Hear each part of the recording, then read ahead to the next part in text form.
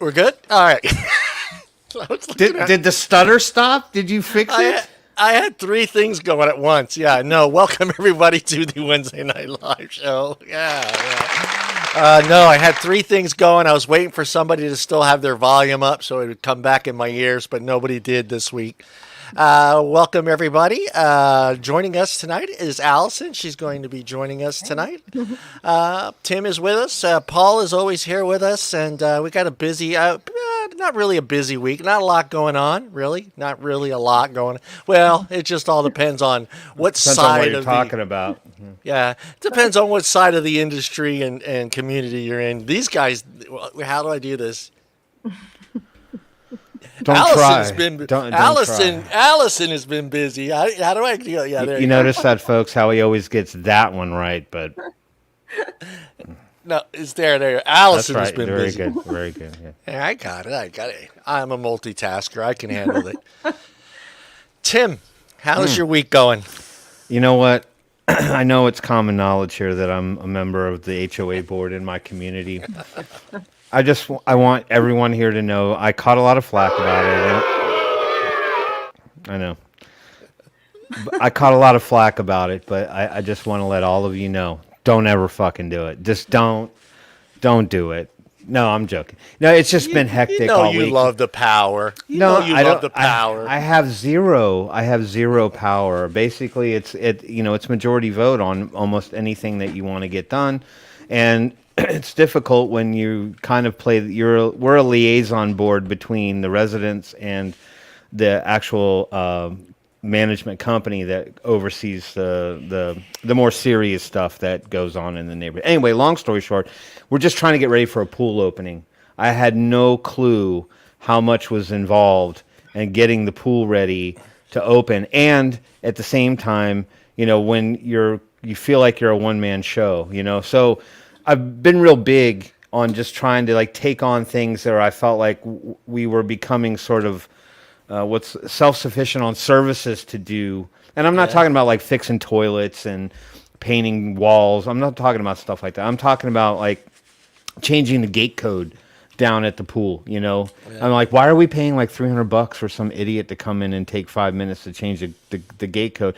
So I'll try to make a very winded story very short. So I'm like, why don't we do it? We'll do it. Then we can change. We're not beholden to these people that change the gate code. So I went. I'm like, yeah. So I had to look up what our gate lock looked like, because no one knew what the brand name was.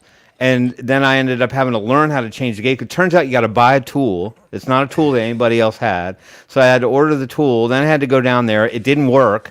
I literally, I know if anybody needs to know anything about Lambda simplex locks, I'm your boy.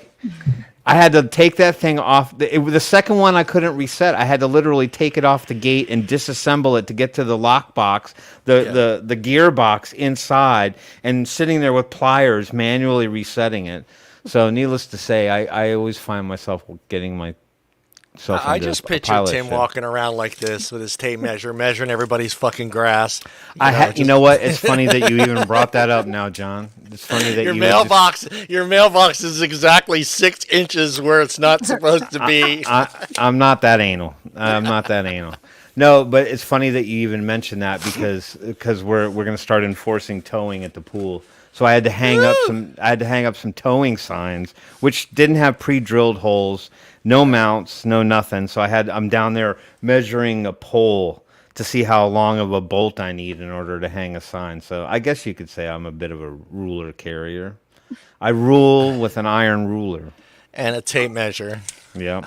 Anyway, but other than that, it's just been crazy hectic at work. Same old thing. So, Paul, give me some good news. Last week, all three of us we all had bad news. It was just we were like the saddest three people on YouTube last week. So give me a positive, great Wednesday news. Okay, well, hello everybody. Whoa! So, Whoa! we Jazz now have hands. Oh no, don't start that one. We now have a new government, and we're going to have a new health minister. Yeah. And the new health minister seems like someone that we can actually work with. Nice. Nice. See? So- Positive. It's, well, once our PM gets back from the meeting that he's over in Japan at, when he gets back, he's going to then put forward the rest of the new ministers. And we're now hoping that it's a gentleman that's actually that's been within government and was a previous health minister under Nice. a previous government 10 years plus ago. Now, coming into this and knowing that we're not going to stop, that we'd like to actually sit down now and have a discussion. Yeah. And Nice. then a little birdie told me that there also might be changes at the TGA or the Therapeutic Goods Administration. We're hearing that poor old Skerritt might be going bye-bye, Nice. bye-bye. Nice. Does this new guy have like any backstory that gives you some hope? He does. Another little birdie told me that a couple of his family members... What kind of birdie? Are we talking like an Australian cockatoo? Well, no, not Kookaburra. a cockatoo. No, not a kookaburra either. They laugh in an old gum tree. But we're hearing that either family members or some of his staffers are actually vapors. Well. Nice. What do you know? What do you know? Nice. That makes a difference. Hopefully So he has some experience with it, which changes. Yeah. Hopefully he's asked some questions. I mean, a lot of times those people really trust their staff. I mean, they have to hire them. So, so hopefully he takes the time to kind of pay attention to what they're doing on their breaks and ask questions like, what is that? I'm sure he already knows everything he needs to know about vaping, but it does help when it's coming from somebody in your immediate group that's actually doing it. So, but if now we're also getting a change at the TGA, we might be able now to have the prescription model overturned. nice. Wow. Nice. Did you get your prescription card? Oh, go away. I got prescriptions for all kinds of stuff. Which card are you talking about? The card that makes me calm down, the one that makes me wake up of a morning, the one that makes me do naughty things in the middle of the night, or which card? Naughty. Which card? Naughty things. You all figure that one out. Yeah. Now somehow I have to work that into the segue into Allison. And I don't have nothing. I have nothing.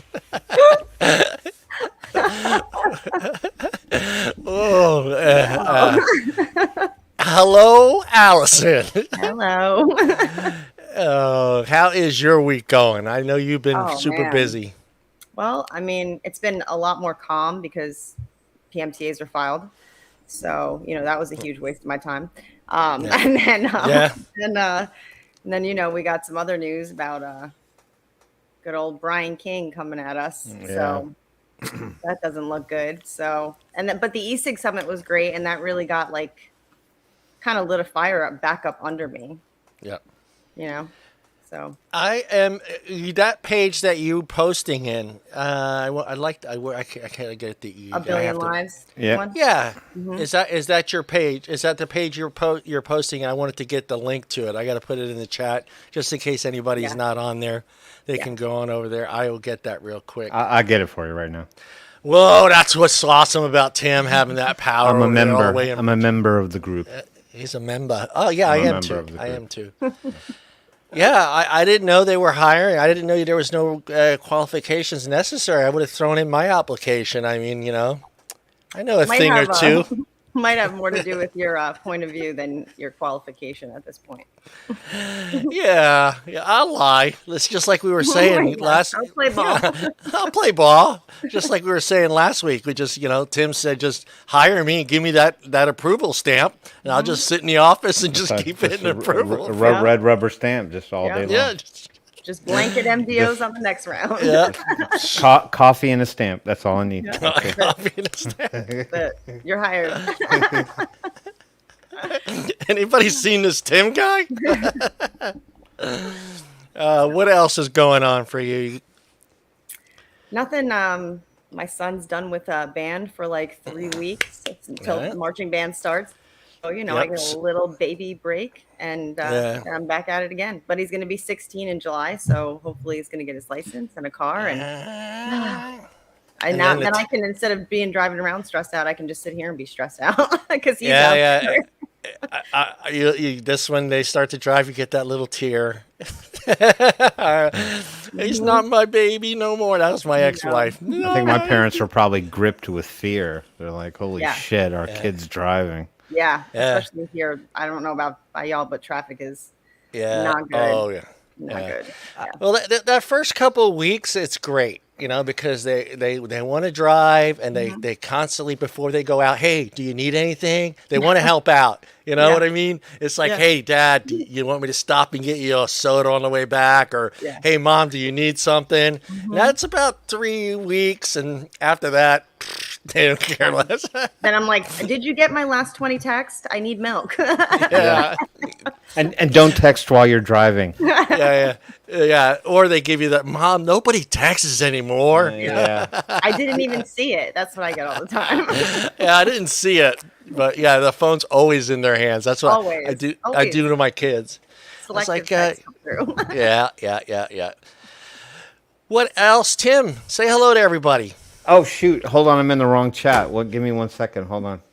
Nick's out there, Mr. No, Orlando. I saw Nick. All right, so hey, got to say hello to everybody real quick. Curtis Clemens, our favorite Curtis Clemens, who he applied, according to him, according to the world of Curtis, he applied for a job at the FDA because John said they were hiring. So we're hoping you get the job, Curtis. Don't Yes. fuck it up for us, Approve, okay? approve. Hey, Nick, what's up, Nick? Good to see you, Nick. How you doing, man? How's the alligators in the pool? I know it's not your pool, but I just had to ask Yeah. anyway. Mallory, how are you, Mr. Stu Rep? I think Stu had a very poignant question. He wanted to know what a drop bear was. Would you care to elaborate on that, Paul? Becky Leffert, what's up, Becky? Good to see you here. Becky. Fuck you. Good to see you. Am I missing any? I love that name. We have some of the best names here in the chat group, and I think that's it. At least from a visual. But we still got 10 hanging out, so I don't see 10 They're talking. being silent. They're I being don't see silent. 10 talking. Well, hopefully we'll get them talking by the end of the show. But I think that's it. You guys talk a lot before the show starts. Good Lord Almighty. What the heck is there to talk about? Okay. Who? They're all one-word answers, too. It's like, yes, no, maybe. Maybe. Next week. Lower left corner is a drop bear. What? A drop bear is a crazy koala that is really high. Oh, because they get high and fall out of the tree? Okay. I learned something new every day on this show. Because Every you day. won't see that in America. Now, what you will see, John, is in Florida, and Nick can probably attest to this, is the iguanas falling out of the tree. Oh, yeah. And when I've the seen that. temperature drops, yeah. Yeah, I've seen that. I know a lot of people end up picking them up and trying to take them home and then realizing that they're just asleep and then destroying their homes once they warm up. So yeah, Yep. don't pick up the koalas, whatever Just they are. leave them be. The iguanas. Allison, you want to talk a little bit about Brian? You probably know him a little better than we do. Mr. King. I mean,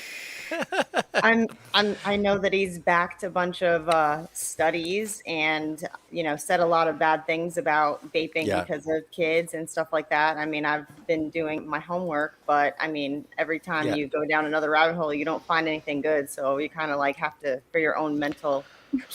Yeah. I can elaborate a little bit if you'd like. He Yeah. was actually the subject of one of my articles, but since we're talking about him, we'll continue to talk about him. He actually has only worked. Well, it said here that He's a well, Center he has no Tobacco, regulatory yeah. experience, none Right. whatsoever. He's never actually worked in a regulatory body before. The only thing he's ever done before that is he's just worked for the CDC. He's worked for the CDC in the Office of Smoking and Health. Now, his most controversial element, the thing that most people would probably say why he's such bad news, is not because he'll just be a lackey for all the other politicians to get policies pushed through, because he'll just head nod and be like, yeah, okay, that sounds good. We'll go with that because I don't like vaping anyway. He is actually the one person that was supposedly coined with assisting in creating the name for EVALI. When the EVALI breakout happened in 2019. And a lot of people attribute him to being sort of deliberately ignorant to the whole learning about vaping. So during that time, we all know that he kind of blamed, they conflated the idea that it was the vaping that we do with the EVALI outbreak that happened, when in fact they were avoiding that topic and not talking about that subject, and encouraged more people to just feel safe vaping the THC carts, and caused around 3,000 people or so, I think it was, to end up in the hospital. And I don't remember the total number dead, but that said, he's just not good news, really, in general. No, he's not. And I posted the link to the article in Vaping 360 if you guys want to go over there. And not right now, though, after the show, go over there and read that article. And it has a complete breakdown of everything that he's been involved in prior to his new position with the FDA. And his position, too, as well. I mean, it has nothing to do with Congress or the president. He's elected He's by elected by Caliph. Caliph, yeah, the director or whatever you want to call that bastard. No, that guy's name. Don't be a bad boy today, John. Don't be a bad boy. Yeah, I mean, I read that article and I forgot about his name and his tie with EVALI, and I just find it hard to believe that they're going to go ahead and put somebody in there in that position that made such a huge mistake, and to be honest, cost a lot of people, may have cost a few people their lives, with some misinformation that should have been. So what is Nick? Nick, what are you doing over there, Nick? Full? Yes, he is. He's full of misinformation. And that's the sad part, is to see that they went ahead and basically patted him on the back and said, good job, come on over. And do you, you guys were talking about it, but do you think that's the main reason he's there, is because of his hate for that industry, and our industry and community? I mean, why else would they choose him to help with? Yeah. I mean, we're gonna have all new misinformation to be talking about. Well, the fact that he's shown no integrity on trying to actually look into studies on the positive effects of vaping and how it helps people to quit smoking and it's a safer alternative, he just completely ignores that science and will tend to lean towards the negative science that paints it in a bad light. And he actually, I think if you go and you read that article too, there was a couple really poignant statements in there that he had specifically made. And they said that every time he gets up and he starts to make these presentations with regard to vaping, is that they always start out the same way. And that they always kind of start out with these sort of misnomers and boogeyman facts that we've all read, and we kind of know that they don't really specify exactly what they're talking about, other than they say stuff like, oh, there's metals in vaping and there's diacetyl in vaping and all these things that are profoundly negative, in terms of how people interpret them when they correlate them to what they're tied to. So he always starts them out the same way. So he kind of scares the living shit out of everybody. And then he kind of perpetuates sort of the public view on it. So I agree with Allison in that, there really there's no other sense to be made out of why he was put there other than to perpetuate their end goal. Well, with him coming in so late into the game in his new position, what powers does he have towards anything with the PMTAs that's already in? The process. I don't know. What would you say the PMTAs? What like 20% in, 10% in? I don't know the full length of the whole thing. They're probably very little into it already. Well, they're still working on the first round of submissions, which they just projected to Judge Grimm that they wouldn't be done until June of 2023. And we just flooded them with a bunch of synthetic applications. So, yeah. But does he have any power? He has to be more careful now and be more judicial about decisions because we are suing them. Yeah. So now they're looking at the next round like, oh, we need to do things differently because they'll just sue us. Right. Yeah. Yeah. I'm And, just and going how's over my that? notes. I haven't been really checking up. I haven't seen any articles on any of that yet. Do you know how that's going at all? Are we having any luck in that department, or are we getting any cases that go through, or? Well, the company that I work for is involved in a case. We actually had our argument in April, and it went well. I listened to the recording after it was posted online, right after it happened, and we did well. I know that then the USVA lawyer Jared Navarre, he had a case again just in Miami, and he said that that went even better than the one we Yeah. had. So, I mean, and that's really all you need is just one small business to win. And Right. then you can kind of use that as Yeah, yeah. Well, I was just wondering why nobody's writing about that. I don't think anybody. I don't think I've seen an article in even Vaping 360 on anybody going to I actually think Vaping getting in the 360 court. does post frequently like an update on all the MDO'd cases. And if Yep. you open that article, it does have links to like what's going Okay. on. Yeah. Yeah. Yeah, because I haven't seen any. And then I was just wondering, are those cases like when you go and file against the FDA? Do you have to? Is that you go to your local No, courthouse, right? this is with the Supreme Court. This is with This is with the yeah, Supreme Court. yeah. See, that was the other thing I wasn't too sure about. I thought that was something, these are cases that are filed within California. Say if I was suing the FDA, you would go to you would file your case against the FDA within your whatever you call it. No, because we're just going after them for the sheer fact that they completely have, given a blanket MDO to everyone. We Yeah, all have yeah, different PMTAs, and we're actually all in a group together for the suit that we're in. So that was kind of like I think there's 7 of us. Would you Federal like Court to of go Appeals. over some of them, John, just so people know? Yes. Yeah, yeah. Okay. Because yeah. I happen to be resourceful and pull up this information for you, John. Just because Hey, I hold felt on. bad Let me about give you you- getting. I felt bad about you getting. I felt bad about you getting e-liquid in your f-stop, so I thought that maybe I would go ahead and appease you with some information. So, legal actions are listed by date. I'm not going to read them all. You guys can head over to Vaping 360 and read on as many as you would like to. I'd just like to touch on a few since there seem to be multiples. A lot of group litigation. Several companies, like Allison said, wrapped up together. So just start from the top, work our way down. On May 17th of this year, the 11th Circuit Court hears oral arguments from lawyers for FDA and Biddy Vapor, Pop Vapor, and a consolidated case including Diamond, Johnny Cooper, Union Street Brands, and Vapor 9. So there's legal arguments going on there. On April 25th, the FDA rescinded Al Khalifa Group MDO after administrative review. April 20th. These go back as far as 2020. Well, yeah, they go back into January. So they do date backwards. April 20th, the 7th Circuit Court hears oral arguments for lawyers from Gripham and the FDA. Some of these companies I've never even heard of. That's the one that we're involved with. Okay, so you're in that one. And then February 9th, the D.C. Circuit Court schedules oral arguments in 4 consolidated cases for April 21. The 4 petitioners are Cool Breeze Vapor, E-Cig Charleston, Oh, no, that's J-Shore us. Liquid. Sorry, Okay. that's us. Sorry. J-Shore Liquids and Prohibition Juice Co. are all represented by the Texas-based Najvar law firm.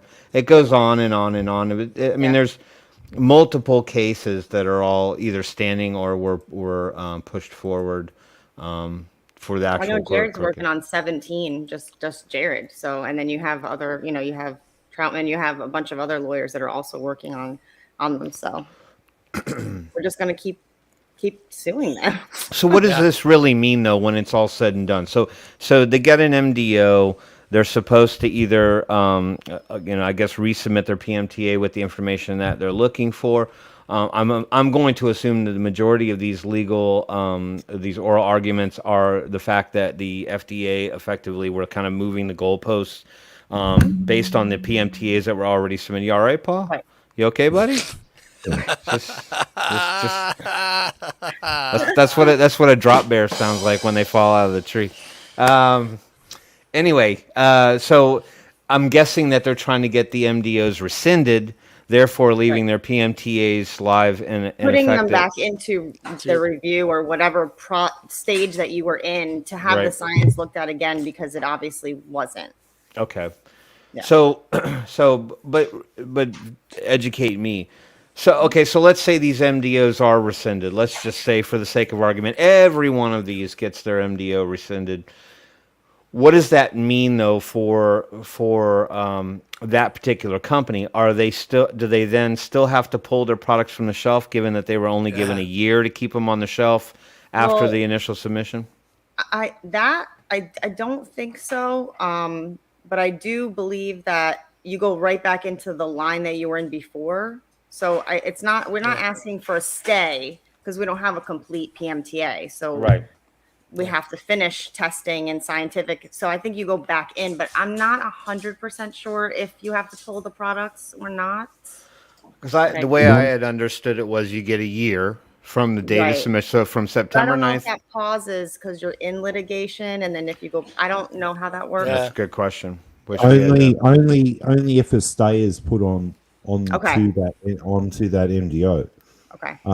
You've still got that place in the line. If a stay is put there, and whatever the period of the stay is, then and only then, the product's still not removed. But you need to then submit the supporting evidence and all the scientific studies. But as Tim said, they moved the goalposts. Yep. They changed. Yeah. And they added in a whole new section. Right. I think it was 7 days before the closing of the first round of PMTAs. And we all just sat there and went, excuse me? How the hell are you meant to do, 180 and 360 and further on up to 18 month studies when this was never there in the first place? Well, and then turn around 10 months later and then send out a memo throughout the FDA saying we're going to change the way that we approve these now as well. Yeah, correct. But the thing that you guys have to take into consideration is that when we're going to court, the FDA is telling us exactly what we don't have to get an approval. Yeah. So let's do those things, because then when you get a denial again and you go back to court, well, why? You just said in court in front of a judge, this is why we didn't get approved and we've complied. So why are we not now? Correct. It's the long run. You know what I mean? We already know by filing PMTAs, even this time, that we're not going to get approved. But it's the long run of proving that their strategy to deny us and their reasoning is not valid will meet everything that you need us to. Right. Then why do you deny us? Yeah. Yeah. Even from a scientific standpoint, 2 of the studies that they've asked for have never been done, period. There is no testing protocol for it. Yeah. I looked everywhere in the world for that, and even to the UK and their standards, the TPD they don't even have to meet this. And I went, how the hell, right, even under TPD, how the hell are you meant to put together this study when it doesn't even add up? It's almost like we're set up to fail, right? Yeah. Well, if they already have that study, how are they approving the ones that they already approved if they haven't been able to do those studies? They changed the wording, and then they changed the protocol of the study or the section that was needed. That's where the glitch was. Now, there are 2 companies I know of, one being PMI, one being BAT, that were doing in vitro studies, but it was never there in the original documentation for the PMTA. Only for modified PMTA was in vitro ever put in, but then it got moved across into the major or into the PMTA process. In vitro studies takes years for a start, okay? You need billions of dollars, sorry, not billions, but multi-millions of dollars to set up a lab to do those studies. And the longevity studies of that, there's only a handful of companies on this planet that have the resources and the laboratory equipment and setup to actually run that study. And here's Mark. Mark's yeah. We should have Mark on the show sometime. I've invited Mark, and he said in a private message to me he'd more than happy to join us. Okay, Mark. As long as Tim's not here. You're locked in now, buddy. But they kept changing Yeah. the goalposts and they kept adding specific things. And also the testing protocol for each individual device, right, would take 10 years plus. Each wattage, each nicotine level, each PG-VG ratio, each flavor ratio. The list is endless of what they're asking for, and it's near impossible. Not only do you have to meet it, but then you have to keep meeting it. Just because you're approved doesn't Right, mean right. that you're good forever. Right. Right, because there's one other part that got me about it, and they wanted to know that there was a section that was explained to me by a chemist that I worked with, and he said to me, "What if you change the structure of the nicotine, and you're not buying from that grower doing the extraction, and it changes by X amount?" And I said, "What, plus or minus what, 1%?" He said, "You'd have to have plus or minus 5 either side. If it's not in that parameter, bang, it changes again. So you would then have to go back and refile just for one component." Well, that was sort of the thing that we were talking about with the FDA and sort of the views and the Enjoy stuff that got approved, is they had to approve 2 different battery manufacturers. Same battery Ma, no difference in the Ma. It was just that there was 2 different production runs with 2 different battery manufacturers, and they had each one of those had to go through their own separate PMTA, And of which they got their down, their MGO, but. Yeah, they got. But then that comes down to the battery chemistry, and that was what they were trying to do with that one. That's This is how stupid. far I mean, they're taking the it. battery has nothing to do with anything. To be honest with you, I mean. But see, that's the trick, though, John, is that they put I know. They just find every ways. little component of a device, even if it doesn't contain nicotine, is subject to the same tobacco regulation as something that has nicotine in it, whether it was extracted from an eggplant or whether it was extracted from a nicotine-infused cow. It didn't matter. They just subjected everything to the same level of testing. Now, Mallory asked whether or not we get an MDO or an MGO. Did you say MDO or MDO approval, or what did she say? Where's Mallory's comment? Approval. She said approval. Yeah, approval for an open system device and even any liquid. I think we've talked about this before, where we said, how is hardware going to be even looked at or tested or studied? Because it doesn't really become an active device until you start putting liquid into it, and that's a totally different situation. But I just don't know that they're ever going to really get around to dealing with the hardware. I feel like they already have too much on their hands. But I have a question regarding what Paul was just talking about.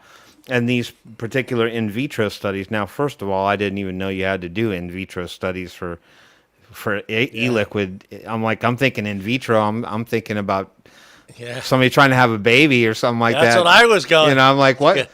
Turkey baster. How did this morph into ovulation and eggs and that kind of stuff? Anyway, I'm not going to ask too much more about that. I don't know. Maybe That's for another health class. That's for vaping just went to a whole other level for me tonight. but it is a loop. It is a loop. But if these tests take that long, Paul said years. What does that really mean to the whole entire process? I'm just saying, does that mean that at some point there's a point at which the gestation on that shelf life on those things runs out, meaning you're going to have to pull them at some point because extensions will expire or whatever? That could mean years before anybody even gets the MGO to even put it back on the shelf. Yeah. That's really unfortunate. Yeah. So I don't know what to do with that information, but I'm just saying, Get a job at the No, FDA. I think where I'm going with it though is that it's obvious. I mean, in the grander scheme of things, as it stands right now, you can still go to a shop online and you can still buy e-liquid. You can still go down to a local vape shop and you can still buy e-liquid. So we're already, aren't we now well over a year into this process anyway? It was September 9th, 2020. Am I not mistaken? So now we're fast approaching September 2022, and there's still products on the shelf. So they must be offering some element of extension on some They're of just these not products. enforcing it. No, they They're have 25 agents in the entire East Coast. Yeah. And you know what's going to happen if you get caught? You're going to get a letter. Yeah. Oof. Yeah. A big bad That letter. letter. That letter with Brian's name at the bottom of it.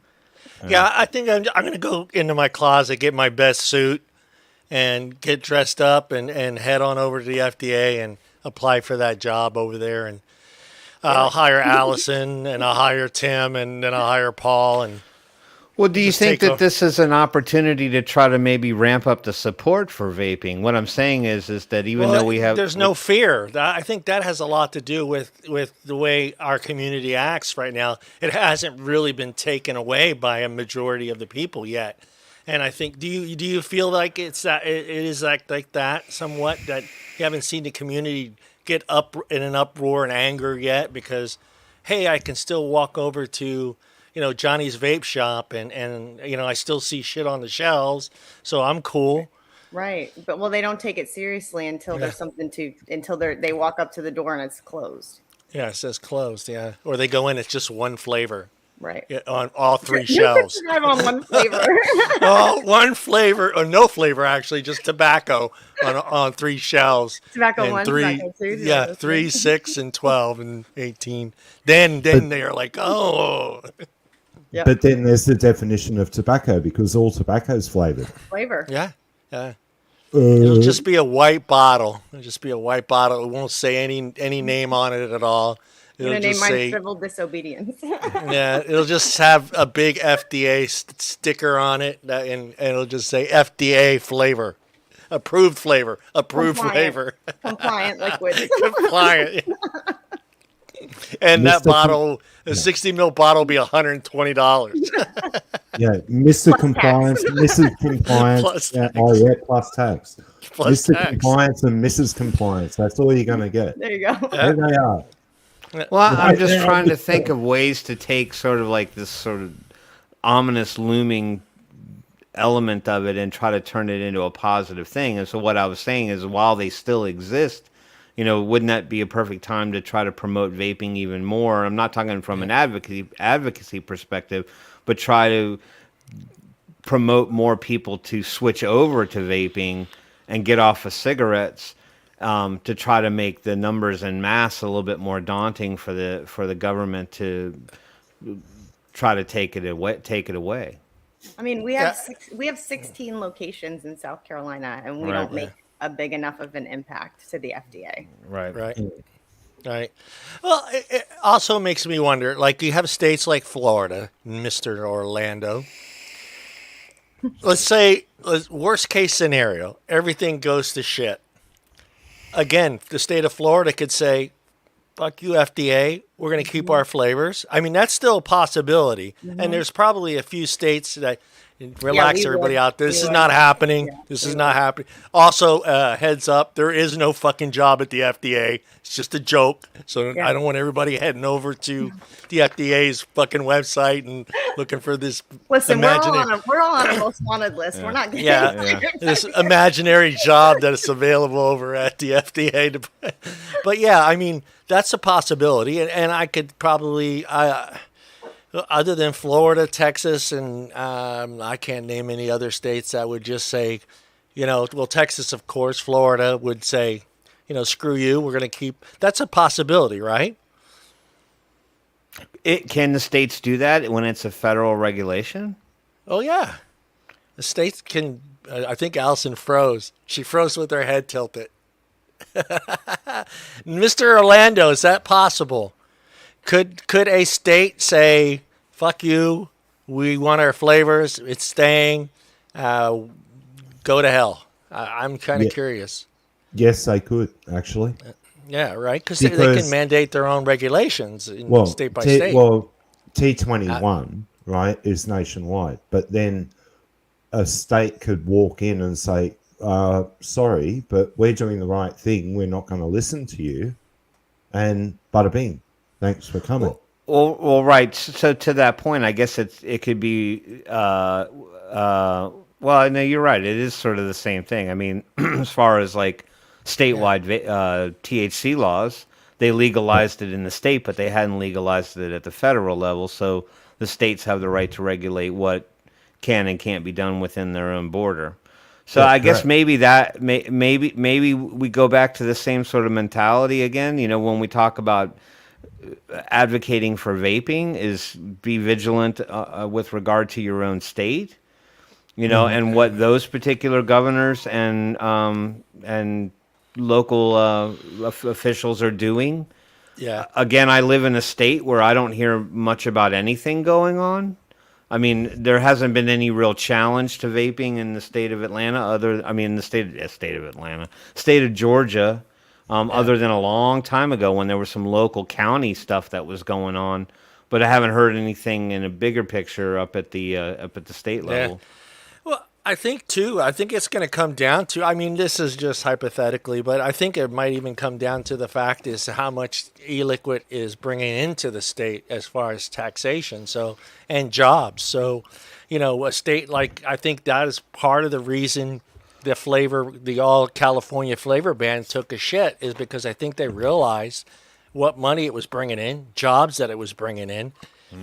And of course, it helped that the big tobacco dumped a lot of money into getting that no vote. But I think states like Florida and big states like California and Texas, and I'm sure those numbers are really high what they bring in, tax wise and job wise for that Jake state. said I put don't know. Coke back in can. Yeah, I mean, I don't know how many vape shops. I don't even know how to look that up. And how many vape shops are in the state of California? So where are you guys at with that whole thing? Is it still going to come down to the public vote in 2023? Is that if what it comes back up, if it makes its way back into So it's the completely session. done then, right? I mean, Yeah, it's they threw it completely all done. out. Yeah. Someone will. You know how that is. Someone will try to rewrite it and sneak it in something later on. But for now, it's a dead issue. But until someone gets a wild hair up their ass and tries to bring it back in. But yeah, I'm just kind of curious on that one because see 6 point. Yeah, see. Yeah, so I mean that's a lot of money. I mean that's a lot of money for a state to try to figure out where to get 6.5 billion elsewhere to pay for things that I'm sure e-liquid is paying for in that state, whether it's child services. Yeah, there she is. Sorry, my That's internet okay. went out. Yeah. I mean that's a lot of money for a state to try to find elsewhere and tax them to make up that 6.5 billion. I'm sure it's just as high or if not higher in the state of California what they bring in from e-liquid. So I almost wonder whether even the state of California would say, screw you guys, we're going to keep whatever we want here because it's we're talking 100,000 jobs, we're talking 7-8 billion dollars in revenue that we can't get. I mean, the state of California is so in debt, which makes me laugh. I remember I think it was a year ago, Newsom getting on, and right the day after I read that they got $7 or $9 billion from MDA or not MDA from the Master Settlement Agreement. And then 2 days later gets on and says the state of California is $9 billion in debt. And I'm thinking to myself, how are we $9 billion in debt? We got free money. We got $9 billion from. No, quite simple. They were spending it before they got it. Yeah, spending it before they got it. And the MSA or the tobacco bonds, they were betting against what was going to happen. Yeah. That's how they were losing on it. Yeah. Okay. Yeah. I'm just waiting for the day that Wall Street starts calling in all of these MSA bonds from across the country. Ooh. There is going to be one hell of a fucking shit show over there. I mean it. Yeah. Yeah. Straight up and down. I cannot wait for that day to happen because that will change the whole playing field with the MSA agreement, whether or not they have to go back and litigate MSA 2.0, right? That'll be interesting. But Wall Street is sitting on the back of this, just waiting. There's another reason why VLN or VLN, very low nicotine cigarettes got like almost fast tracked through and were given the approval. Guess what? They're all brokers and agents that put that deal together with 21st Century or 22nd Century or whoever the hell it was. Yeah. That's where that came from, and that got fast tracked. When did they put their PMTA in, and magically it was approved almost bada bing, done. Exactly. And then they demonized nicotine, but then they are only approving 50 milligrams. Like what? So what exactly are you do these doing? low nicotine cigarettes equate to? Like, what does it really mean? What's the nicotine content in a low nicotine cigarette? Anywhere between 0.5 milligrams and 1 milligram per cigarette, right? But because it's a combustible, you've still got the rest of it. Yet all the death. they sold it. Yeah. They sold it as a harm reduction tool that once you get these in your hands, you'll give up smoking. I just went, what? You're talking out your ass because you can still light it up. You've still got all those problems. Yeah.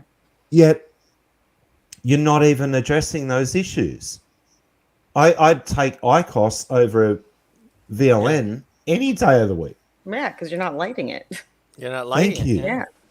And this is where there's that little section in the industry, but that became a very grey line or a very, very grey area. How did that get approved so quickly? And you didn't hear any jumping up and down from like Pave and the rest of the crews when that got approved at all. No. I wonder why. Erin, if you're listening, are you a shareholder in this company by any chance? They're all in Bloomberg pockets. Those are Just a little. Just a little. Just small shares. Just small shares. Did you see the link that Nick put up? He said that each. Lindsay's website is amazing. Yeah. I've actually used it before just to pull data to talk to people like in South Carolina. It's awesome. Yeah. Well, why don't they just? Okay, this is. I know. I like to throw in some crazy idea. Why don't they just throw some vitamins into the vape and just call it You can see. You know where I'm going with it, right, Allison? Mm-hmm. Why not just throw some vitamin E, some vitamin D in there, maybe I don't know, some other vitamins in there, and just say it's a healthy alternative to getting your vitamin E. But isn't that the thing you can't do? I think they do have stuff like that. Not with vitamins, but I know it's like essential oils to do different things. Yeah. Get your nicotine and your vitamin D in one shot. Then you can put it. Then they could put our vape stuff right next to the health food section there, right at GNC. Just sell right it at GNC, and it'll be as you walk into the gym. It'll be right there. Get your nicotine, get your vitamin E. Vaping. Yeah, and then I figured out the name for my company already. It's gonna be called Gains and Vapes. Yeah, I know they do. I know they have that, but I mean, nicotine's not part of it. It's just a vape device with vitamin D in it to get in. But I'm just saying, why couldn't they just do that with the nicotine and just say, hey, it's a vitamin supplement, and you're getting your nicotine, so you're helping yourself as far as harm reduction. And the kids are going to be like, I don't want to vape. I don't want my vitamins. After a certain age, kids don't want to take their Flintstone tablets anymore, right? So... No, just don't call whatever's in it Flintstone. Yeah, I was gonna say no gummy flavors. Just kids are gonna look at it and say vitamin D. I don't need vitamin D. I don't need vitamin C. Mm-hmm. And maybe they just leave it alone. Just label like helps with osteoporosis. Right? Yeah, exactly. Right there. Yeah, your skin and. Well, I was just the other day I saw something. I don't know if we talked about it last week, but. There's some sort of vape device now that kids are using to self-tan. Did you guys see this? No, wait, what? How do you? Yeah. Are they vaping like melanin? Like what? Yeah. I have no idea. It was on TikTok. It's a big thing on TikTok right now. These kids are using this product that they can vape, and it's going to self-tan. So it does something to the chemistry in your body, and which turns your skin a darker color. That can't be healthy. And there's no uproar. There's no uproar. I was like, course not. I swear to God, I looked everywhere. I was like, okay, there's got to be some group already together that's trying to fight this or get it off TikTok or whatever. But I couldn't find anything. And Because the I don't know. demon nicotine's not in there. Come on now. Yeah, I guess. Yeah. There's no nicotine. It's on there. If I find the article, but I think it's a vape. It's a vaping something they vape, and it gets into their system, and it changes the molecular structure in your body, and changes the color of your skin. It's self tanning by vape. I'm not kidding, guys. It's out there, and it's like a big deal on TikTok right now. I'm trying to Google it. Yeah, just type. My best friend is the TikTok queen. She would know. Go to TikTok and type in self tanning. See what comes up. I really hope this is not right. It's there. I read the article. Fuck. I'm not finding anything. That just sounds really twisted. Yeah, it's Like, scary. It's scary. How does that even work? Oh, I have no idea. Ali, chemically it is possible, but chemically. But it can't be. I don't know. that would fuck a lot of shit up in your body if you're ingesting like. Imagine doing seriously. that autopsy like orange insides. Oh, Yeah, really. so the open up the lung section and it's golden brown and it's like Bam! what Hold the on. hell's Time going out. on here? Time out. I think I What? found it. You Yeah, found go it? ahead. Talk. Oh, Yeah, I shit. think I found it. Really? Hold on. I want to see this shit. Yeah, hold on. Oh no, I didn't. Oh no. Come on. I'll find it. Damn it. It could be possible because look, the pharmaceutical industry has been looking at vaping and especially coil technology as a drug delivery system for years. There was a Swiss company that was very, very close, and then they cracked it, and it was for antidepressants, drug administration of specific drugs, and even the insulin companies were looking at it as a way to give insulin without doing injections anymore. Yes, it is possible. Very low wattage, and it puts what is needed into the body. But the best one that I saw, and I thought this was a genius idea. If anyone knows what the green whistle is, when you get like heavily injured and the paramedics give you a little whistle to toot on, and it's full of there's variants of it. There's a variant of oxy, there's a variant of fentanyl. They give you a little toot on it and it takes the pain away. Now, if that was flavored and you've got a kid there, you shoot it in your nose. I found it. You shoot it in your nose. Too. Yeah, I found it. You shoot it in in your nose. Yeah, Yep. Great. Here we go. it's a nasal spray. Oh God, you are joking. Nope. Oh my god. They are not safe. No shit. Oh yeah, come on. That's safer than vaping. Yeah. Well, it said real quickly, it just said that experts warn that despite its popularity, particularly on TikTok, this fake tanning method can pose serious risks. And so they go into how it works and all that other stuff, but That is very strange. The FDA is too busy right now and concerned with vaping right now. But that's what I'm saying is like, how's a product like that get on the market? That's what I want to know. How that has to somehow be approved by somebody. I mean, No, it's, it doesn't it's have not a to. vitamin. No, it doesn't have to be approved. So I could go make shit tomorrow in my fucking garage. As long as whatever's in it is deemed legitimate by the FDA, the delivery method is never really too much in like question. nicotine. Correct. Like nicotine. Well, what I'm saying is, okay, so technically vaping has been on the shelves for over a decade, and they'll say immediately that it's illegal. It's not legal. It's not a legal FDA approved product. So technically, who was it? What was it? Who was the guy that worked in the Oh, The by guy the way, we- it's flavored as well. It's flavored as well. So that's important when you're shooting something up your nose. I guess so. Well, but there's other things that there are nasal inhalers for vitamins and all these other Yeah. things too that are out. Yeah. So I mean, it's not a foreign thing. But who was the little weaselly little guy that I think he worked under the Trump administration, who was all over the media thing? Easily. Azar? Azar? Is that- Yes, Azar, and he was the one that kept getting on all the news media shows in the morning, and they would interview him about it when it was the Valley stuff was going on, and he would say that all of these products are technically illegal. So yeah, I think as long as the product falls into some parameter that where the whatever's involved in it is allowed by the FDA, it's technically not going to be quite. I mean, you can't like create fentanyl spray and go put it on the shelf. But I'm just saying, things like this come up all the time.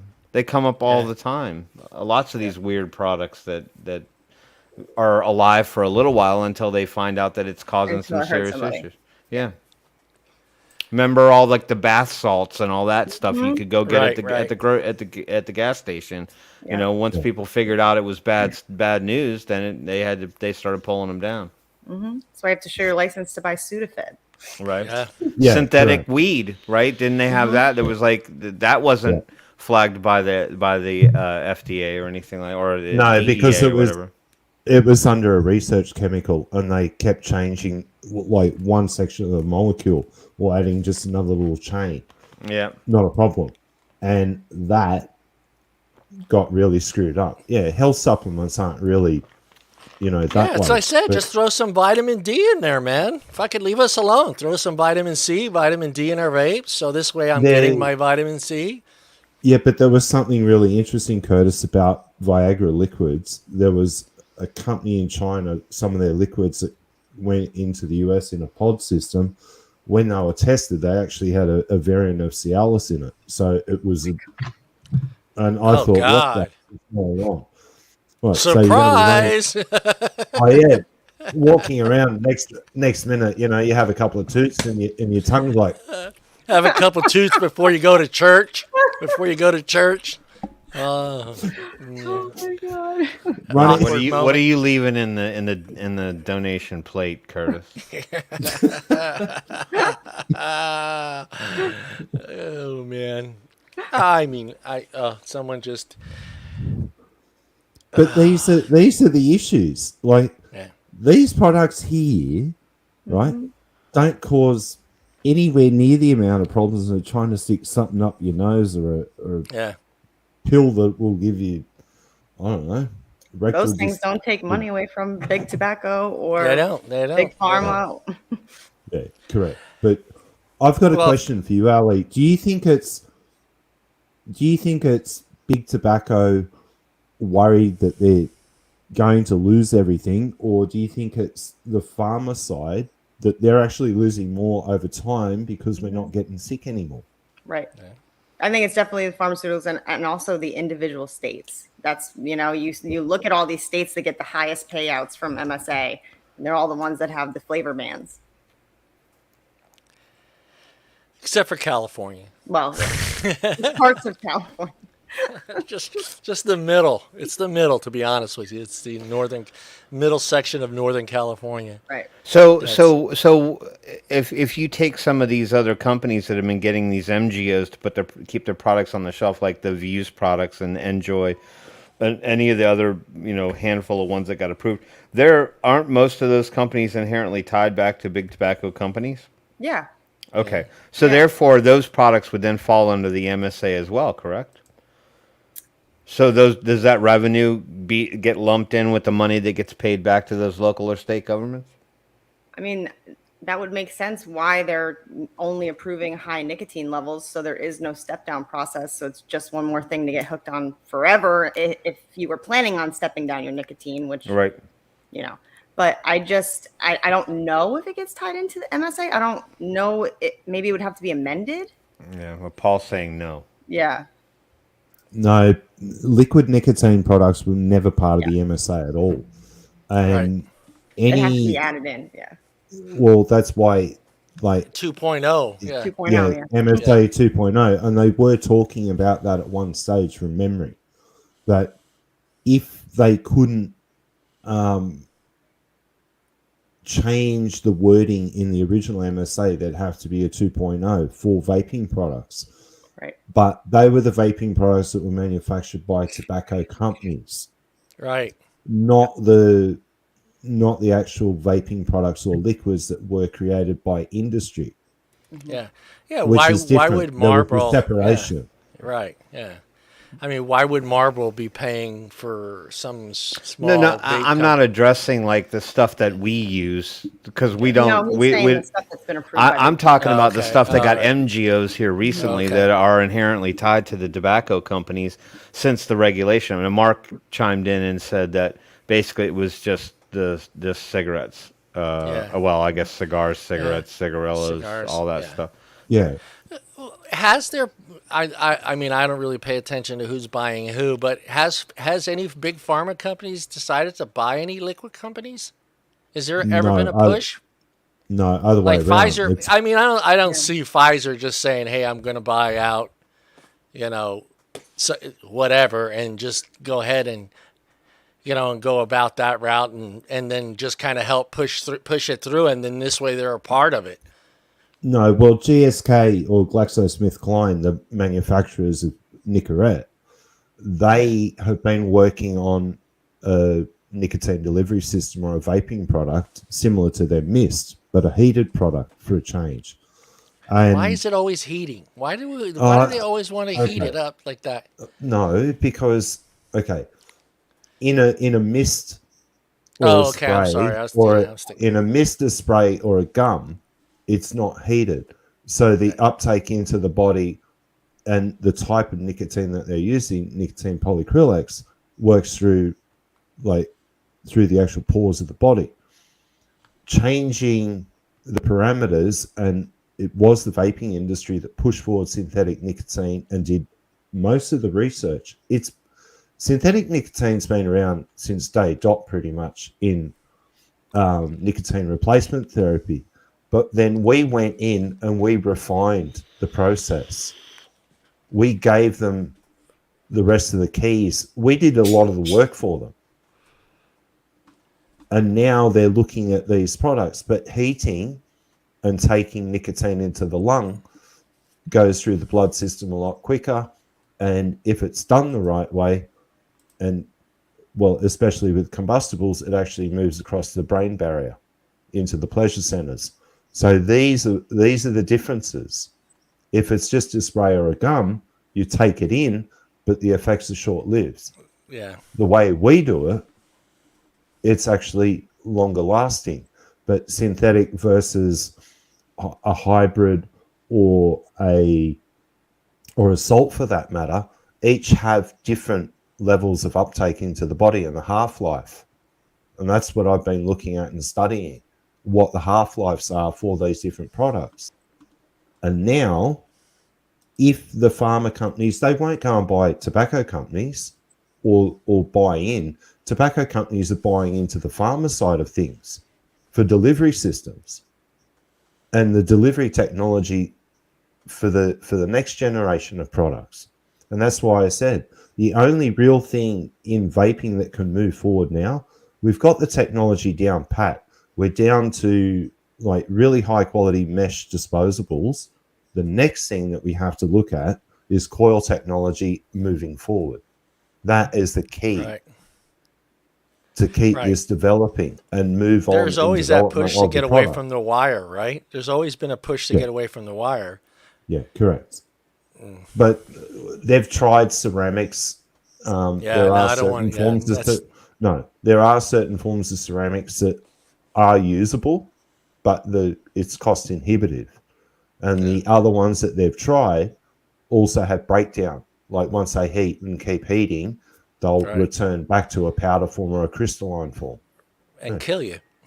Well, no, they'll screw you Well, up. But yeah, yeah, it'll screw you up. It'll screw you up. I mean, I know that first device I remember years ago when it came out was that ceramic plate that was in the middle of that RTA, I can't remember the name of it. It didn't take off. I think people got scared when they started realizing that ceramic will eventually break down, and that's I think that's a big problem. Is you're depending on the consumer replacing that coil on a normal basis, and sometimes that doesn't happen. I mean, who doesn't use a coil a little bit longer than it, you know what I mean? It's just like, do I want to change it, or do I really want to re-wick it right now? Yeah, it tastes like shit, but it's wrong time, wrong place, and you can't really mess around with ceramic as much as you can, say, with a regular mesh coil or just straight wire coil.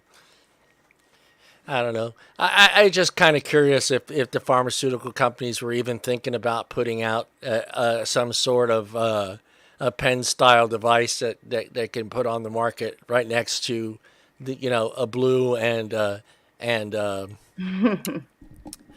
what's the other one everybody hates? I can't think of the name right now. Jewel. There it is. I mean, I don't understand why they haven't. I mean, if they were to do it and they're so worried about this market taking over, taking over and dipping into their profits, I can't see why they wouldn't do it. And then it would be at the doctor's office. I mean, the doctor could actually go ahead and prescribe it, because we all know what's going to happen. That person is going to go from that device maybe to this device eventually, because we all did it, because that one's just not giving us what we need. Good. Yep. Yeah. So I mean, how amazing would that be to just walk into your doctor's office and he has a kit ready for you to go, instead of just saying with your doctor. Right. Yeah. And just yell at you about the science and all the other nonsense and bullshit, and just have something from Pfizer or from Johnson and Johnson, here, try this, this is supposedly working. And then, like I said, eventually people get on YouTube and start looking up reviews. And next thing you know, you're moved up to, a 2-battery device, an RTA. You're building your own coils. Happens to all of us. Yeah. I mean, and you want flavors. You can't get it flavors. There. You can't get it there. How funny would it be your doctor to sit there and say, we have mango, watermelon, peach. Yeah, but they're probably, well, I think we did that article on doctors being more inclined to recommend vaping for their patients, especially ones who were current smokers. They were saying that more and more doctors are recommending it as a alternative transitional device. So I don't know, maybe some doctors are gaining confidence in it. So I agree with John in the sense that why wouldn't Big Pharma want to get in on the pie too? Because it goes against their current narrative, though. Yeah. Correct. Yeah. Well, we want to keep you sick, so you got to keep coming back. Yeah. But the other side to the pharma getting involved in the vaping space across all platforms would be that their product would not go through a PMTA process. It would actually go through the pharmaceutical process. So it'd be even more scrutinized for that. And then they would be able to put out I'm going to say it, they will fudge the results just a little bit, just to get it through. But you've got GSK, J&J. I wouldn't say Pfizer. Pfizer would want to try and put Viagra into a vape. There's no two ways on that. Somehow there would be Viagra in there. No, everyone's talking about it, walking around with your tongue hard for the rest of the day. Yeah, that'd be fun. Hold on, hun. I got to go hit this vape pen. He got that Pfizer vape. What flavor is your Viagra? Yeah. I got cherry tonight. Oh God. Let's not go there. I could just imagine. But no, they would take it down the pharmaceutical route, and they would be able to produce a product, yes, because they've got, if you look at pharma as to tobacco, pharma dwarfs tobacco in the dollar value. And yeah, sure, they could do it. They could do it, tomorrow if they really wanted to. But Mark brings up a point there. Yeah, they profit from dying smokers. And yeah, Oh oh man. god, Yeah, I know. I was just always curious because to be like even Allison. I mean, is it really the tobacco fighting us more so than it's pharmacists or the states? I almost feel like it's the states now at this point that are just trying to figure out ways of getting rid of it just because they're seeing what they're getting from big tobacco, and they know that these people are going to continue to smoke. I think a majority of them continue to smoke whether they have the vape anyway. There's so many dual users. I see Yeah. a ton of dual users everywhere Yeah. I go. Yep. So for them, I mean, like say the state of California, where does the state of California get $9 billion? Yeah. Without Yeah. already taxing the shit out of us. So Yeah. No. it's Yeah. just it's kind of scary because you don't really know who to fight. It's like, do I fight big tobacco? Do I fight pharma? Do I fight my own state? Yeah.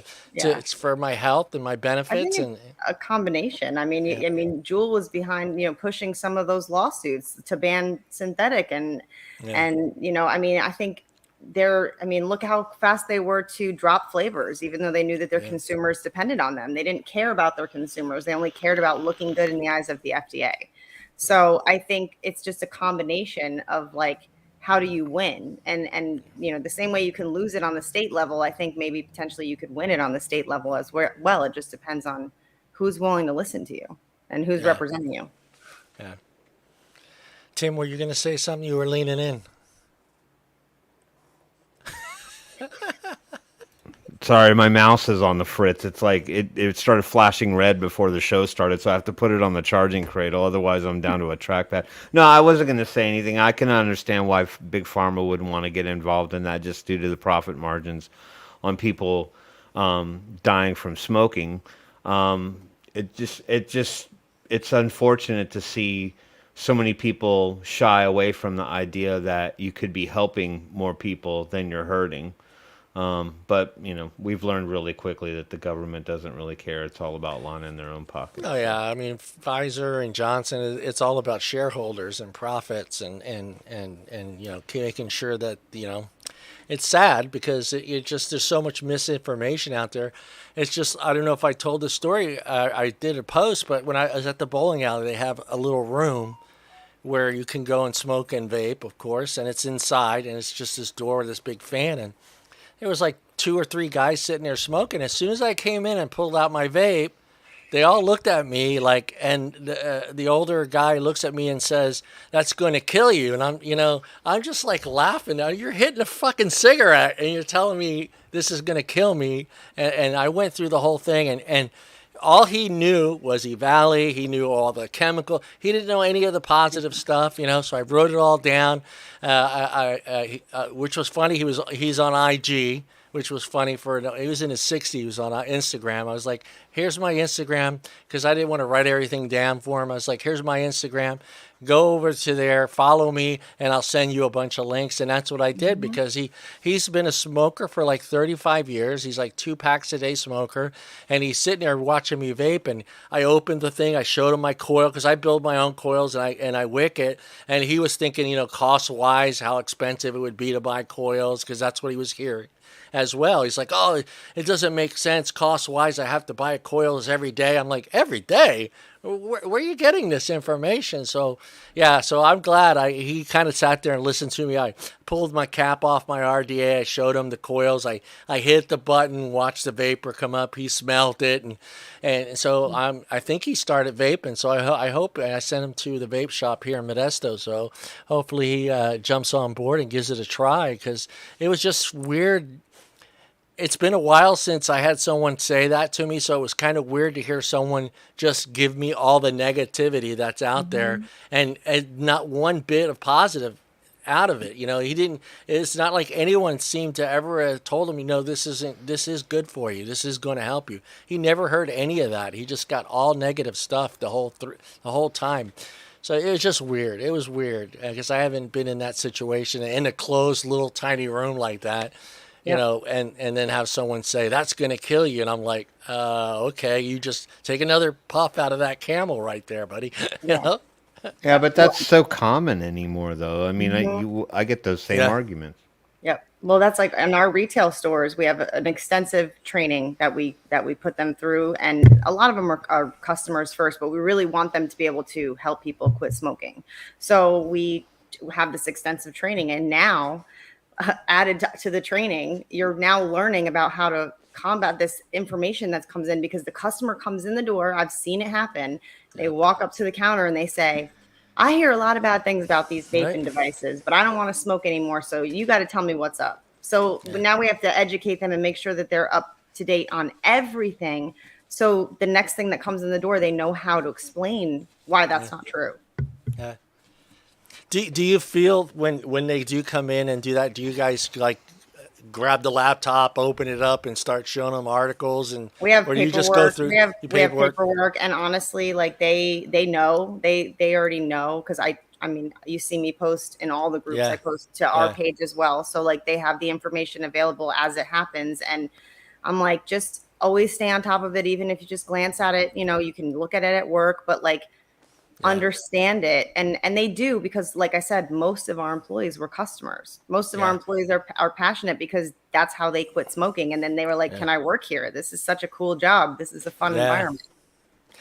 And Q, that guy, all his information that he had for me it was all coming from Facebook. Everything that he kept telling me was coming from Facebook. You know, and he didn't even hesitate. The Valley thing came up. That was like the first thing. Well, all those people were dying from vaping, you know. I was like, no. And I went through the whole thing. I said, my argument with him was, and I think we've all talked about this, is just, we need to change the name. We really need to change the name and get that vaping part out of it anymore, because it's just all lumped into together. And I know everybody tries to call it something different, you know, whether it's ends or what else are we calling it now? I forget what the other names are. What else are we calling it? Ends? Well, ends is harm. Tobacco harm reduction. Tobacco harm reduction. It doesn't count though until they change the name. Until they change it. That's the problem, because they love using that in articles. It's they just really vape, do. vape. I mean, and when I told him that, you know, it's like, no, that was all, you know, THC cartridges, and that was blah blah blah, and he kind of looked at me like, are you sure? You know, I'm like, I'll give you the information. I go, you can go read the CDC article. It's on there, I said, real it's on fine there. Print, but it's on there. It's at the bottom. But then after you read that, like 3 paragraphs later, it tells you how it could kill you again. So you know, just be prepared. I don't know. Yeah, I mean, I think they knew if they would just go down the most impressionable formats of social media, they could impregnate a lot of people who are impressionable anyway. So, I mean, and the same people that come in and have those conversations with you about the negative stuff about vaping, they're the same people that believe everything else that floats around on social media as well. I'm not suggesting that they then become conspiracy theorists. It's they believe that they're reading information from trustworthy sources. Yeah. Therefore, it must be true. If there's so much of it, there's so much of it out there. Man. Yeah. It was on Facebook. But isn't that where our hands are tied a little bit? Especially question to Allison in regards to that. You said that you provide the employees with a training regiment and allow them to keep updated on the information going on with regard to vaping. So does that ever put you in any kind of a compromising position when you have to sort of talk about vaping from a healthier standpoint? Because isn't that something that you can't, as a vape shop, promote and say to people that it's better for you? What you can do is you can read articles. You can reference articles that have been written and say, well, this says this. And honestly, it's the thing that makes the biggest impact is their own stories. So the fact that they worked there and they were, you know, consumers before they worked there, that's the biggest thing, because that's really how you connect with somebody. Yeah. Well, yeah. I mean, they can't stop you from. They can't stop you, but you can't get caught, because if something happens, they can. Right. Yeah, But you can quote things. That's what I'm saying. I mean, you can go to Faces of Vaping and have them watch 2,000 videos, and they can't stop you from doing that. So Mr. Curtis has a question for you. How many packs a day and how long did you smoke? Oh man. Okay, so I She started smoked a smoking carton a when week. I was No. 15. Started smoking when I was 15. So only about 10 years ago. Just kidding. Yeah. And I smoked a pack a day. Back a day. Hmm. Did you say 25 years ago? You know what?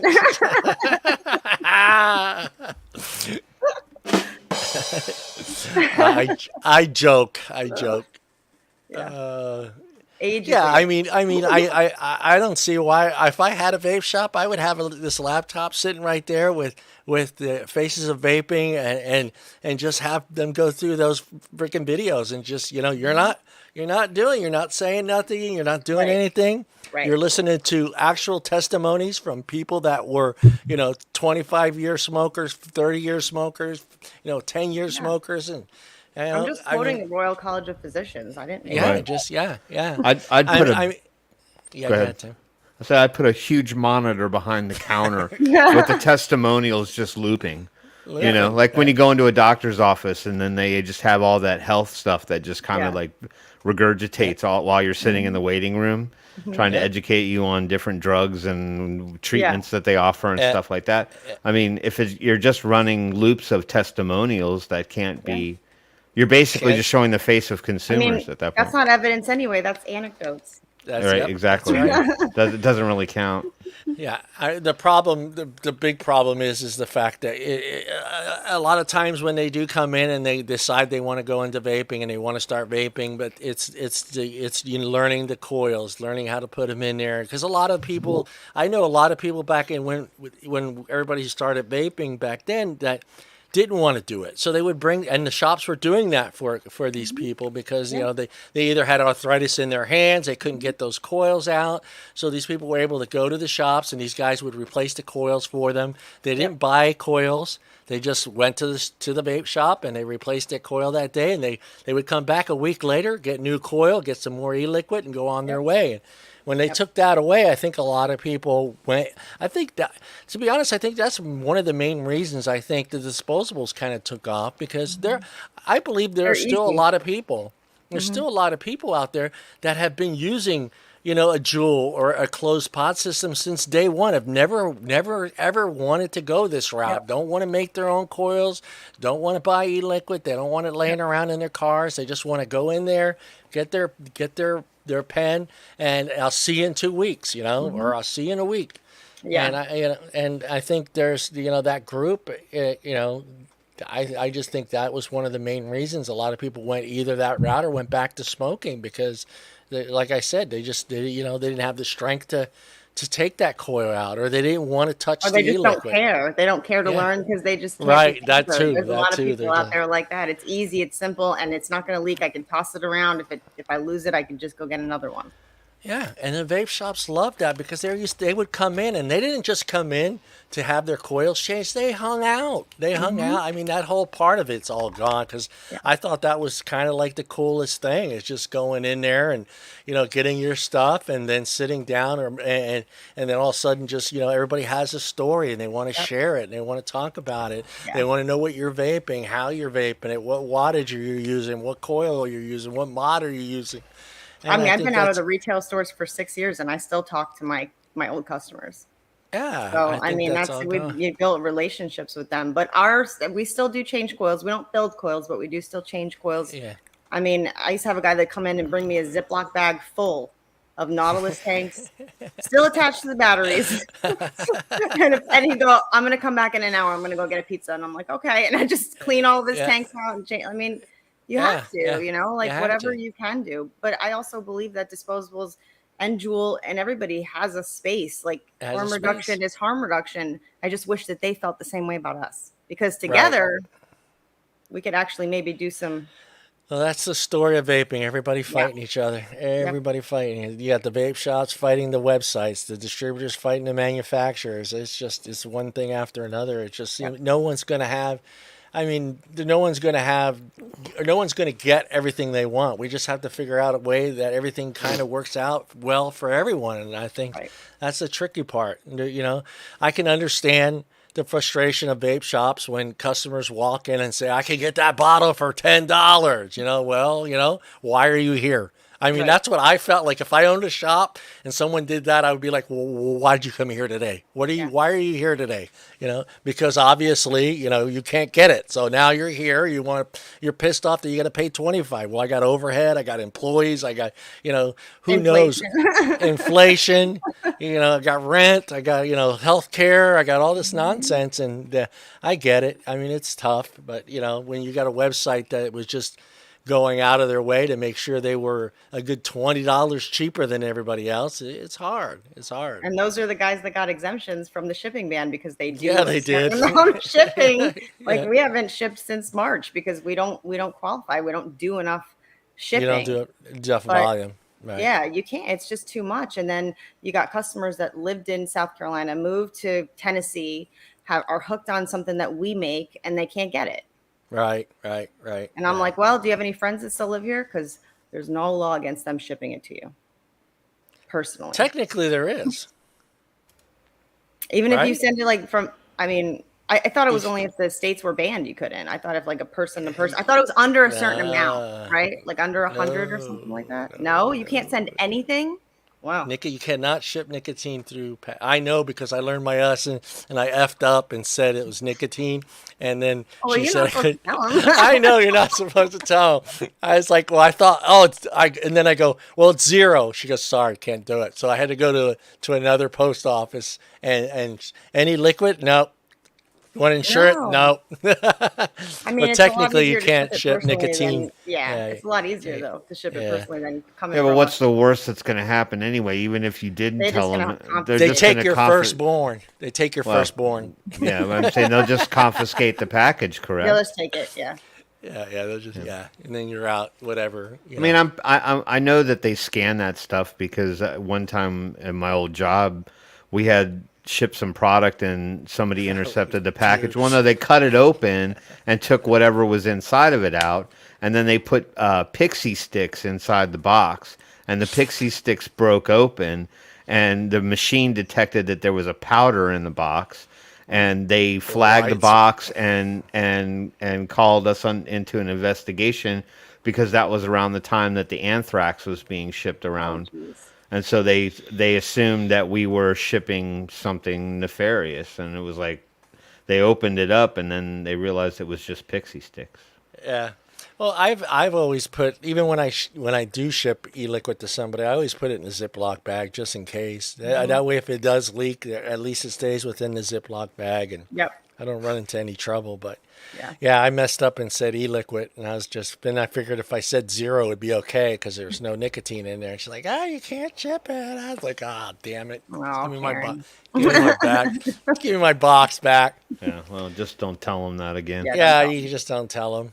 But what are you gonna do? I mean, that's where we're at. It's just sad. I mean, I every day I run into somebody that always has something to say about vaping here lately, and it pisses me off because it's just like they have to see some positive story somewhere. I mean, it can't be all bad that they're reading, or maybe they're just skipping by the article that says, good stuff about vaping, and I don't want to read that, because I read this yesterday, but it just seems like, do you run into anybody that ever, starts off with negativity, but goes, yeah, I kind of read this article and it talked about, the benefits, but I've never ran into anybody that ever has anything good to say.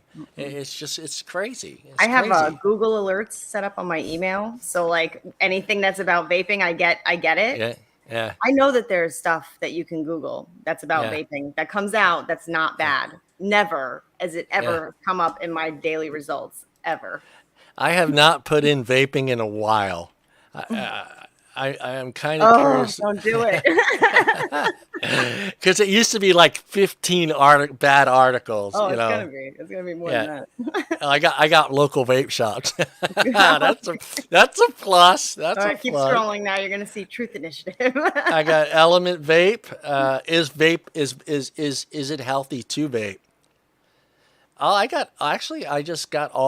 just typed in vape and I just got all vape shops. That's a new one to me. Nothing negatives. They must have changed something in the algorithm. Well, that's not what I get to my email. Like I set the alert, so Yeah. it's supposed to send me everything that's in that. Yeah, look, I just I don't ever typed get in that. vape, and I hit all, and it's just all the shops and Element Vape, and not one bad article. Wow.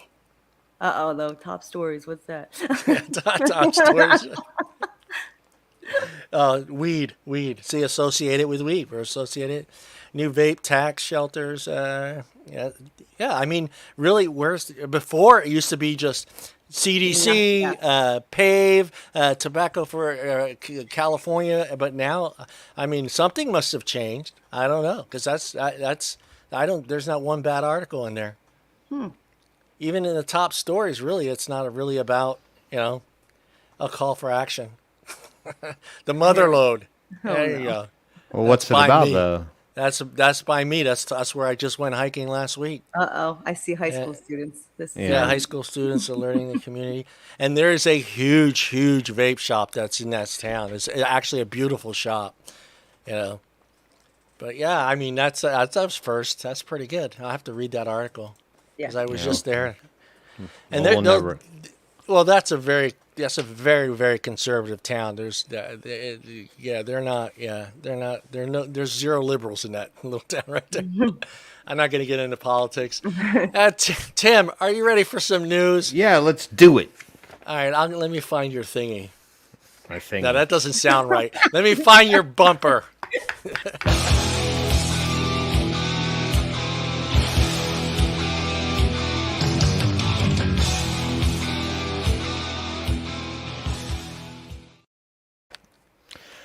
You're not allowed to talk about my thingy on this show.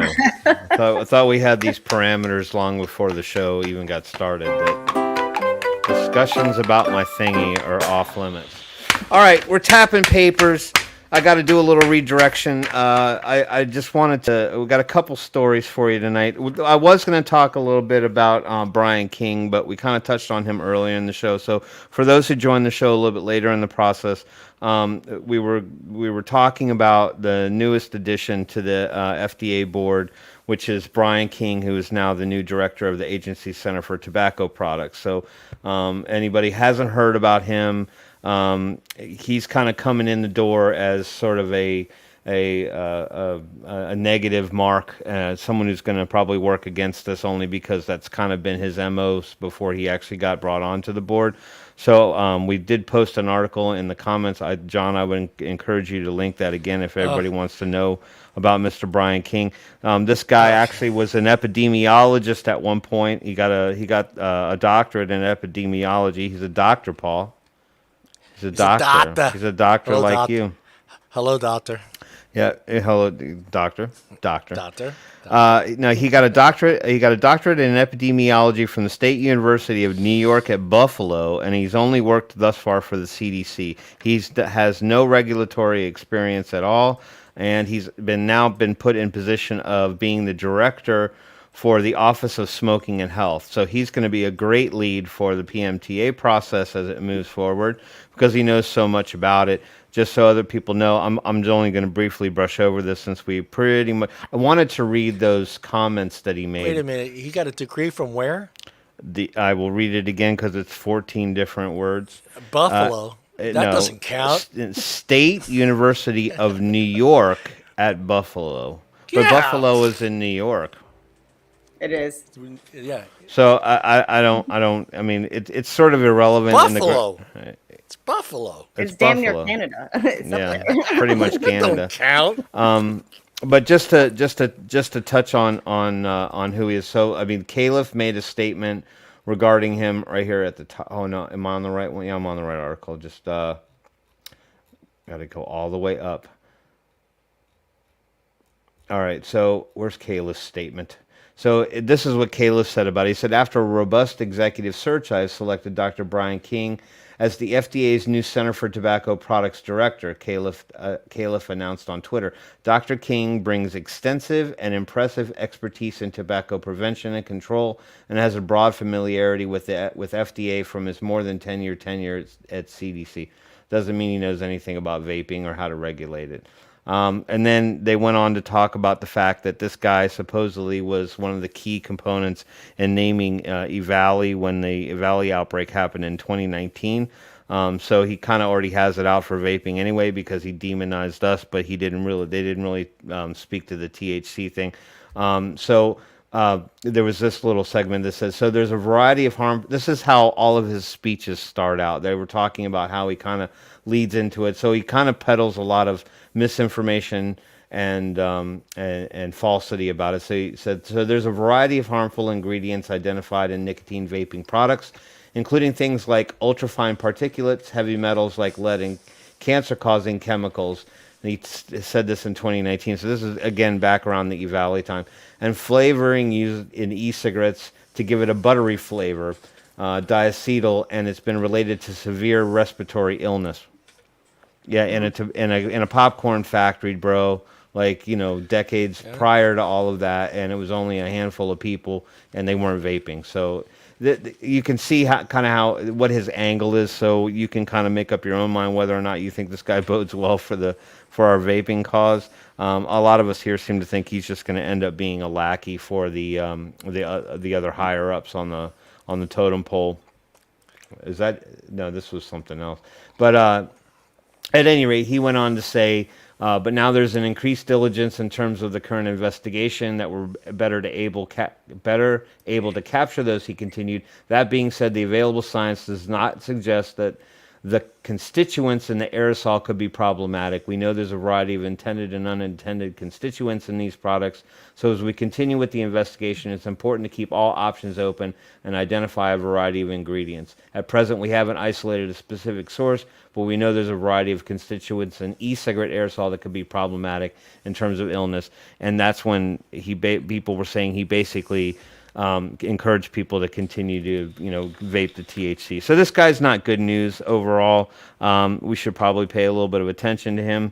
For those who missed the show in the beginning, that's who we're talking about, Brian King. He's now the new director for the Center of Tobacco Products.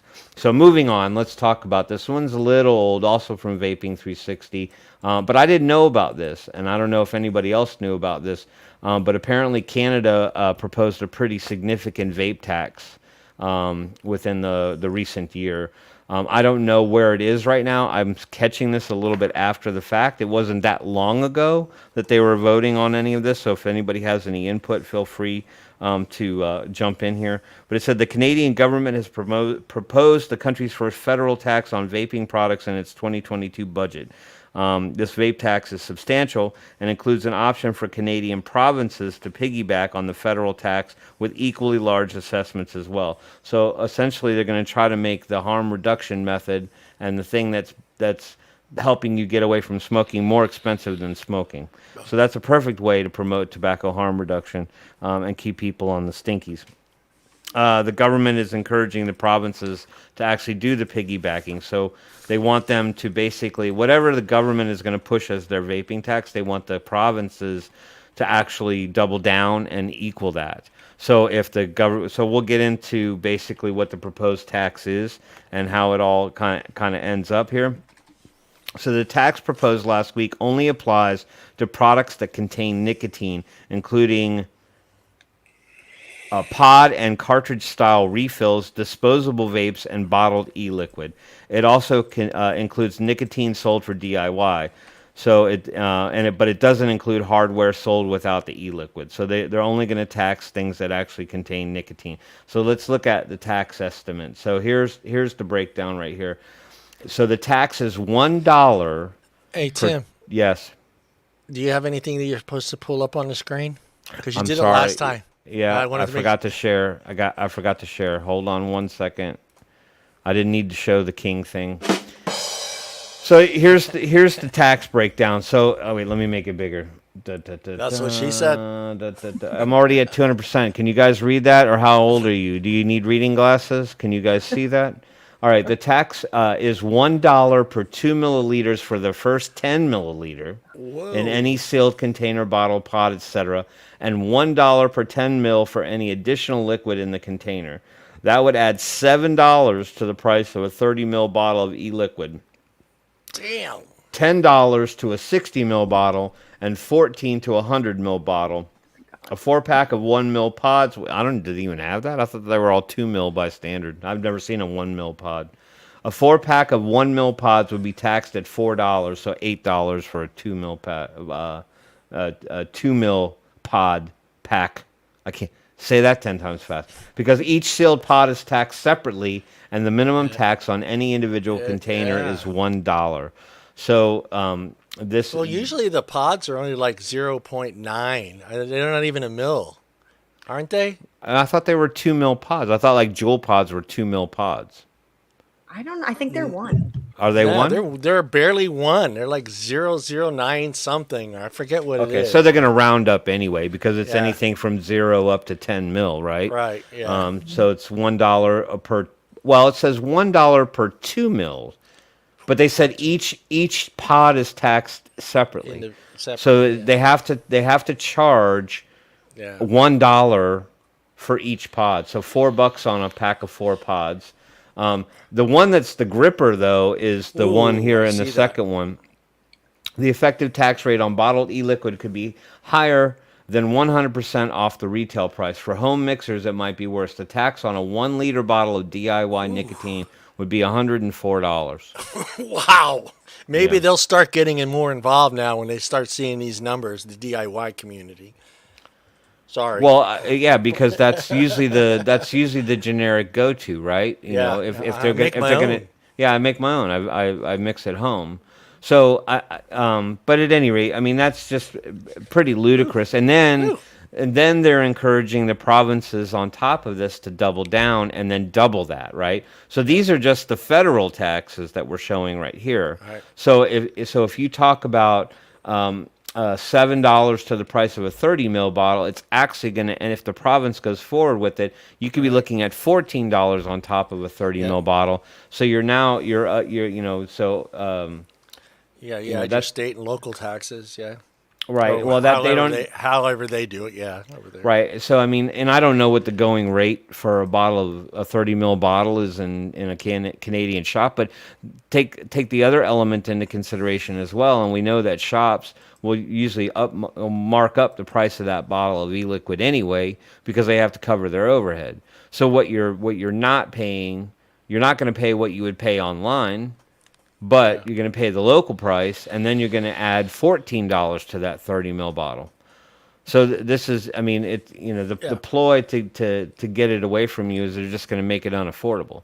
And we already know that in the last 2 years, since people were dealing with the COVID pandemic and were forced out of work in a lot of situations, kind of conditioned to stay at home for the most part, people can't afford this. They're just automatically going to go to the cheaper option, which is basically right back to where they were before, unless you can find a way around the system.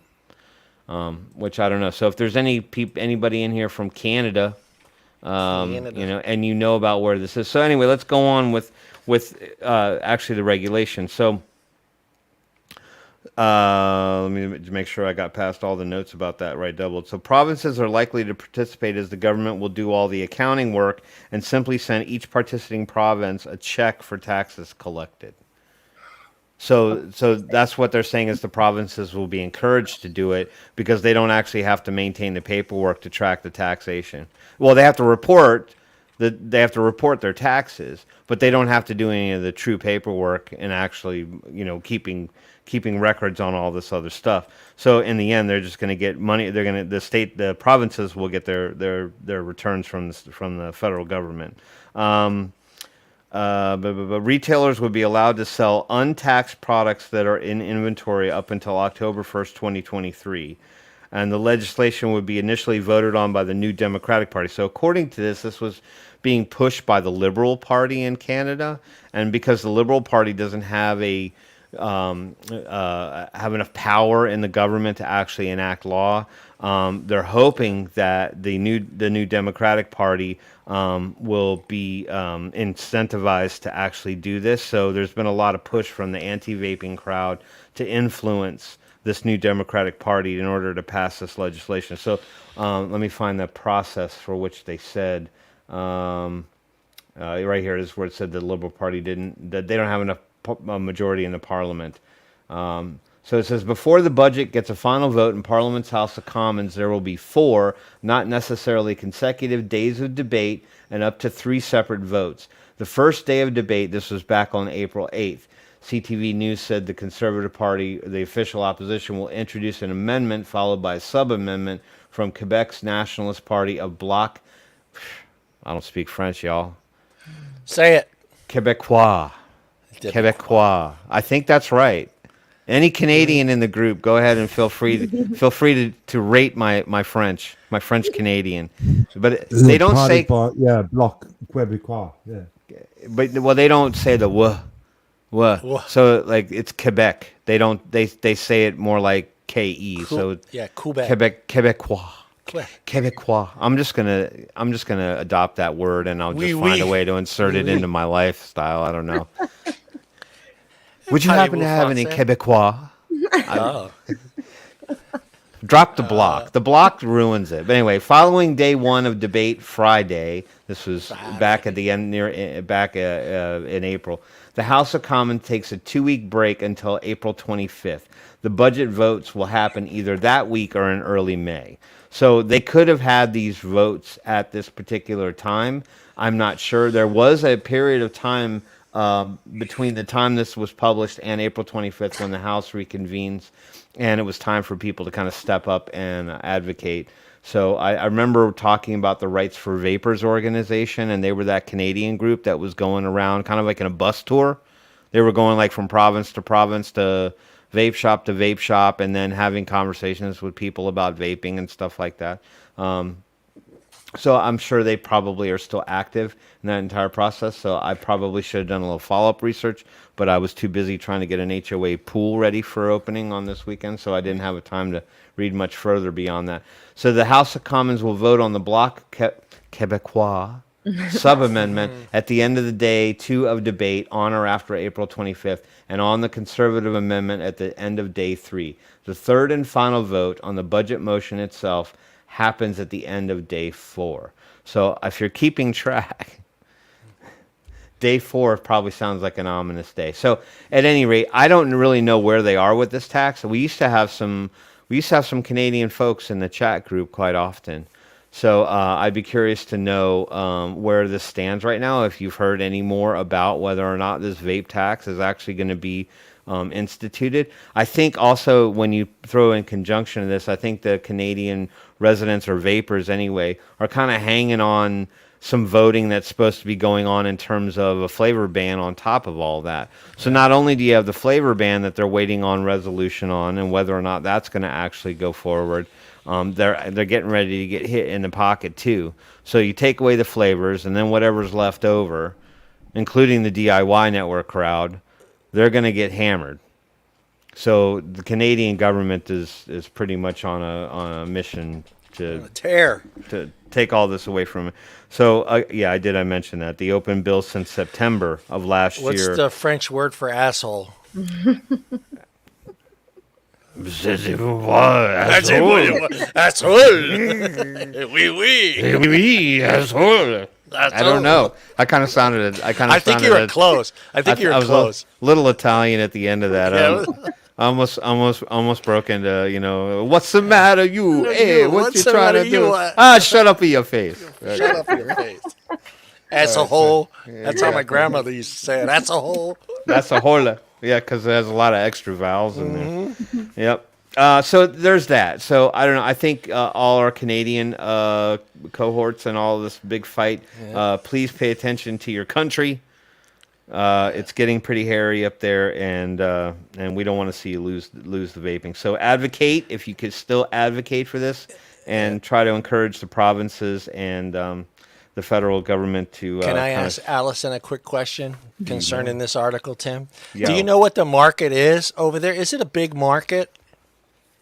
I think. Do you have any idea? Yeah, it's a pretty big market. I mean, I have a lot of friends on Twitter that are from Canada, and I'm assuming that it has to be. Yeah. I mean, no one lives in the middle. Right? Why else would they be doing this if it wasn't a big market? Yeah.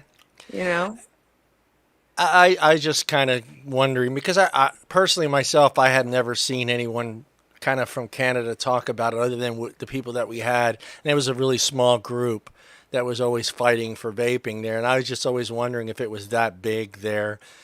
and I always joke, that no one lives in. I know people live in the middle part of Canada, but I always joke that no one lives there, and it's people. There's only people on both ends of it. So, and those are small communities. I You just got to always get wonder. Janine. You got to get Janine on. Then you Yeah, can- I mean, I don't know how. I mean, I've never really even pulled, their market value over there. What, how many bottles are sold or whatever. I just wondering if it's really that big there.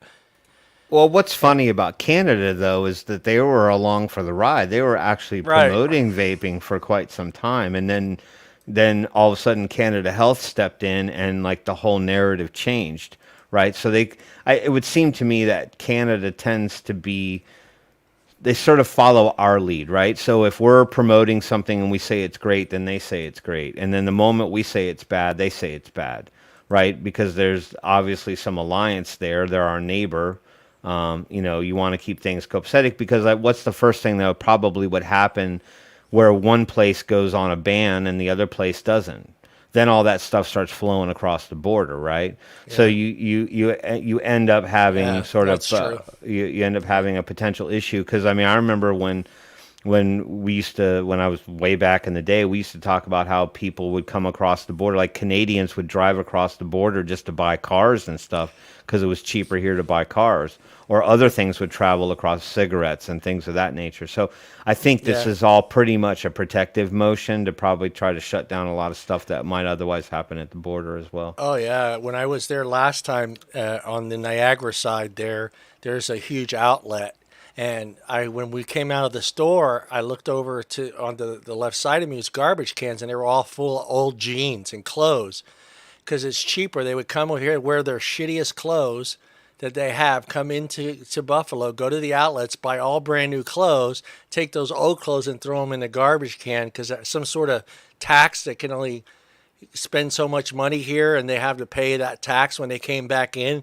So of course they would throw all their old clothes away and go back in with new clothes and just have like a small bag with maybe one pair of pants instead of three pairs of pants. I was like, wow, is it that bad? And the French word for asshole is What? counage. Quinage? That's what it says. Google Counage. says Yeah, I'll go with that one. No, counage. Cunard for a male. For a and male, yeah. Cunas- They have and two Cunas. ways of saying, Yeah, Quinage. for a female. yeah. Now you know. See, folks, you learn something new on this show every time you show up. So why Thank you, deny Google. yourself? Why you deny yourself the ability to come back week after week after week and learn dirty words in French? I think it makes a hell of a lot of sense when you mix all that in with vaping advocacy. It just makes for the perfect soup. Moving on from the vape tax, if anybody has any information off on it, please chime back to us, email us, let us know what's going on in Canada. That way we can actually talk about it with some confidence instead of going, I don't know. Do you know? Do you know? Do you know? I don't know.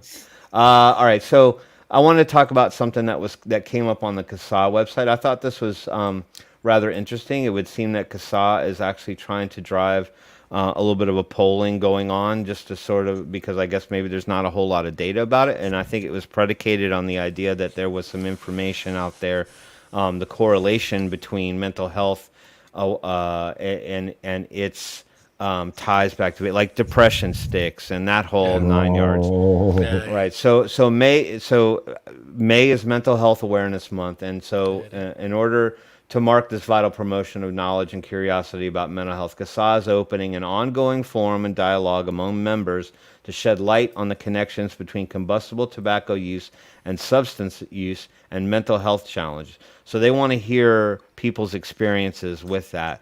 And whether or not your testimonials line up with some of the science. We can get into that at the bottom there, where they kind of go into the negative portion of it. So to get involved, they encourage you to share your video or written testimonial with CASA. Become a THR ambassador in your community, which we encourage that weekly. We tell everybody to stay active in your community and talk to people. I know we have a tendency to internalize a little bit in this big, massive battle of trying to continue to vape. But I always say, you have to remember that it's bigger than just you. There's 13 million other people out there just like you that use vaping to get off of cigarette smoking, and hopefully we can transition more people. Read articles featured on CASA.org from experts in the substance use and mental health fields, and check out the Tobacco Harm Reduction Research Project. So we know that smoking has declined in the U.S. It is concentrated among persons of lower socioeconomic status and people with behavioral health challenges. Even the more conservative estimates indicate that the rate of smoking among persons with behavioral health challenges, e.g., anxiety, depression, post-traumatic stress disorder, schizophrenia, and substance use, is 2 to 3 times the rate of the general population. It has been estimated that over 40% of all cigarettes smoked in the U.S. are consumed by individuals with behavioral health challenges. So what they're looking for is probably a little promotion behind the idea of vaping. And if you're someone that suffers from these particular things, I think we have people on here all the time that say that they suffer with depression and things like that. But obviously, vaping has had a positive impact on your life, and the correlation between the things that you go through in your normal everyday life, unfortunate as they might be, and we hope that you have healthy lives otherwise.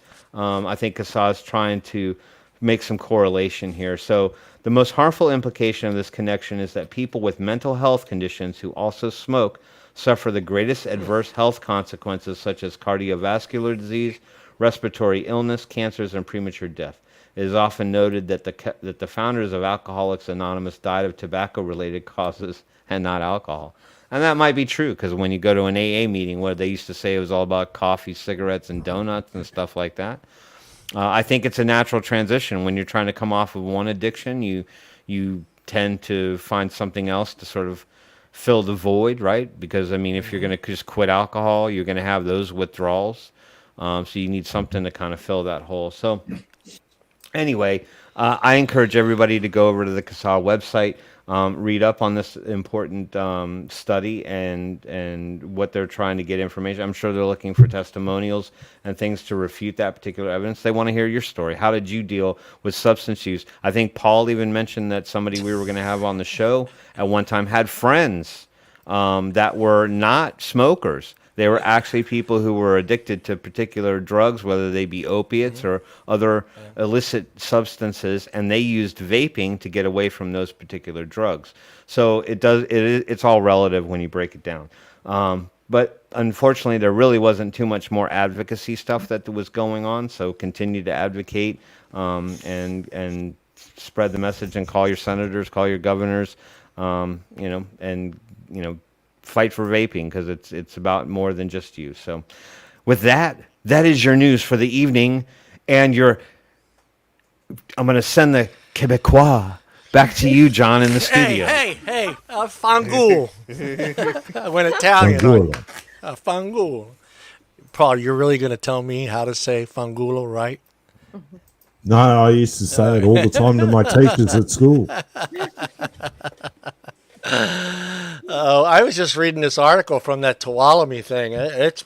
Their fight. I mean, it's ridiculous. I just reading this thing, and this is considered a problem over there when only 1 out of 10 students are admitting it that they have used a vape device. 1 out of 10.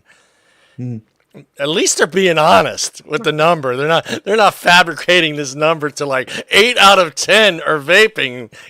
1 out of 10. I'm just like, ugh. And then I again, this is what we talked about. What are they vaping? We don't know what they're vaping. Are they vaping? I'm willing to bet that area, which is known for pot, and I'm willing to bet it is some sort of liquid THC that they're vaping, and not e-liquid. I'm willing to bet it. But it's the same. It's like they copy and paste what everybody else says about vaping. And it's like it says, along with the risks of breathing toxic materials and metals, body health risks vaping include, but not limited to, irreversible brain damage.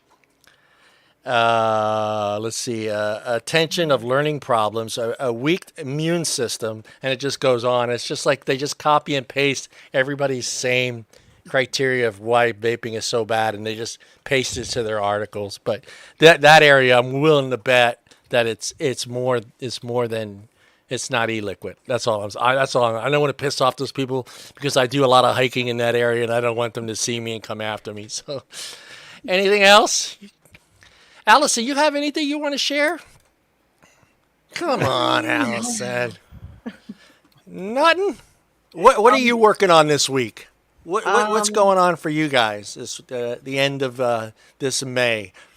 Well, in June, I am speaking at the Next Generation Nicotine Delivery Conference. So I've been working on my speech, but honestly, I'm just kind of enjoying the little break from band mom and PMTA person and just kind of, having a little me time. Are you one of those people that has to picture everybody naked wearing black socks when you're up there speaking? I've never done this, so I'm terrified. But if you look at the people that are going to be there, like, it's Puff Bar, it's Jewel, it's RJ Reynolds, it's I think I'm gonna not say some things that they like, but that's okay. Yeah. Is there a way for everyone to watch that? You're gonna give us a heads up on that? Or? Yeah, they do stream it live. Yeah. Oh, good. Yeah, we'll make sure to have a link on the show. We're gonna start sharing that. Get on the Billion Vapors page too. I'm sure she's probably gonna broadcast it. Did you post a link on there, Timmy? You said you were. We gave it to you in the private chat, sir. Oh, you did? Oh, you gave it. I thought you said, "Hey, John, I'll take care of it." No, I said I'll get you the link, but then Paul. You asshole! Yeah. Paul actually posted it as well. Oh, did he? Yeah. Did you get it on there already, Paul? Did you beat me to the punch? No, I'll do it. I'll do it. It's good. I got it. You assholes. I got it. Well, Ali and I are both admins over there, so. Yeah, I've always had a hard time speaking in front of people. It's funny that I could do it here all day long, and I'm not, it doesn't bother me. But I don't want to freak you out because, I'm already, I'll be ready. Yeah, I'll be ready. Out a couple drinks. Yeah. You're an asshole. You're an asshole. I saw that fucking bill. Yeah. That'd be me, Ali. Like the boys here said, why don't I run for government here in Australia? And I said, within the first 5 minutes, I'd call someone to come. Yeah. I immediately. I have a potty mouth. I can't. Yeah. Ali tonight will go on Google, a translator, and get every word, every country's word for asshole. You cover all the bases. That's my entire speech. Asshole. Oh man, that would be hilarious. Now we'll look forward to that. We'll check the page out, and as soon as we see a link, we'll make sure everybody goes in there. And I'm sure they'll have a live chat too as well while it's going. I hope they do. And that's going to be in Florida, right? Generally not. Yeah. Generally, you have to register for the chat. Yeah, they don't want a bunch of assholes in there. Have any of you guys gotten kicked out of the chats from like Pave and stuff like that when they are doing them? Have you ever gone to one of those rooms, Tim? Live feeds or anything like that? No, because it would just piss me off way too much. But as far as I understand, they shut down the chat. They don't let you. I was going to say they started closing the chats. Yeah, I started closing. They don't let you. Because they know that once somebody gets wind of Paul's been there already. Yeah, that's why. Yeah. Like 8 million vapors are all going to show up and read them the riot act. So. Yeah. Well, I sort of was reading them the riot act, and I wasn't swearing, believe it or not. I'm actually putting in real questions. Real information, yeah. And next minute, goodbye, chat privilege gone. I went, fuck you. And that's when I really got the shit. So I lit them up on Twitter. Mm-hmm. Yeah. Do you feel that, all right, like Pave and tobacco, do you feel that they know the science at all? So, like, let's just say for consideration, one of them, you have an opportunity to sit down with one of them at there that's higher up. Do you feel you can have a back and forth with someone and actually have the science and the knowledge that they need to, or are they just reading off what they've been told to say, no matter what, the conversation is about? They have an agenda, John. Yeah, I mean, they have an agenda, but that's what I'm saying. Do you feel that any of them have the knowledge or the capability to understand actually the exact science of vaping, or are they just going by what's been written for them?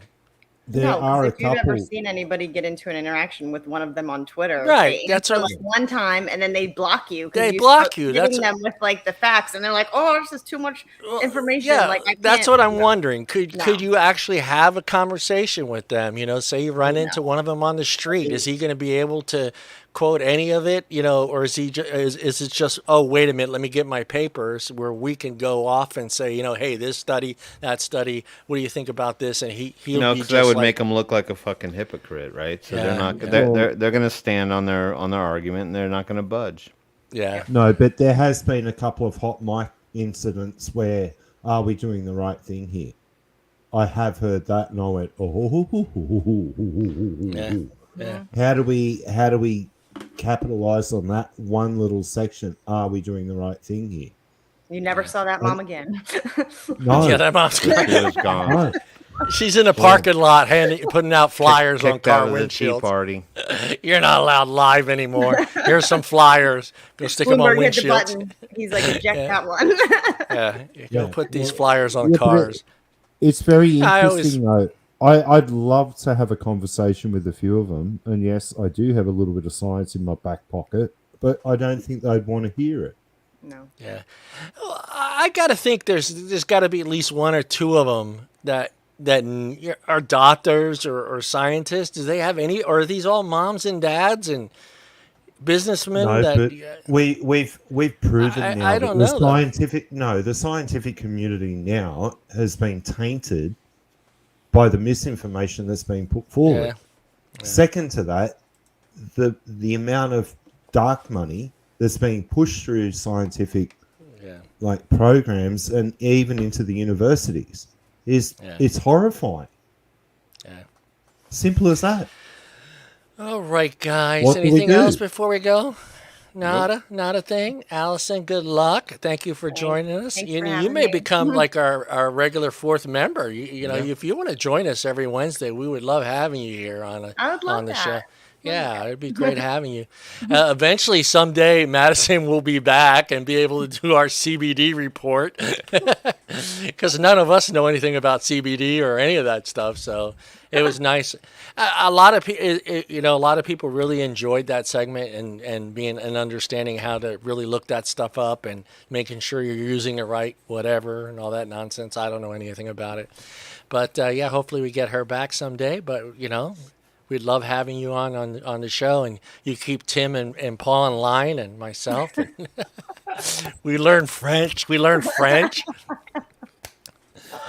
All right, guys. We will see everybody next Wednesday at the same time. Thank you, Paul. Thank you, Tim. And always thank you, Allison, for joining Thank us. you. And we'll see everybody next week. Let me hit the right guys. button. Goodbye, everybody.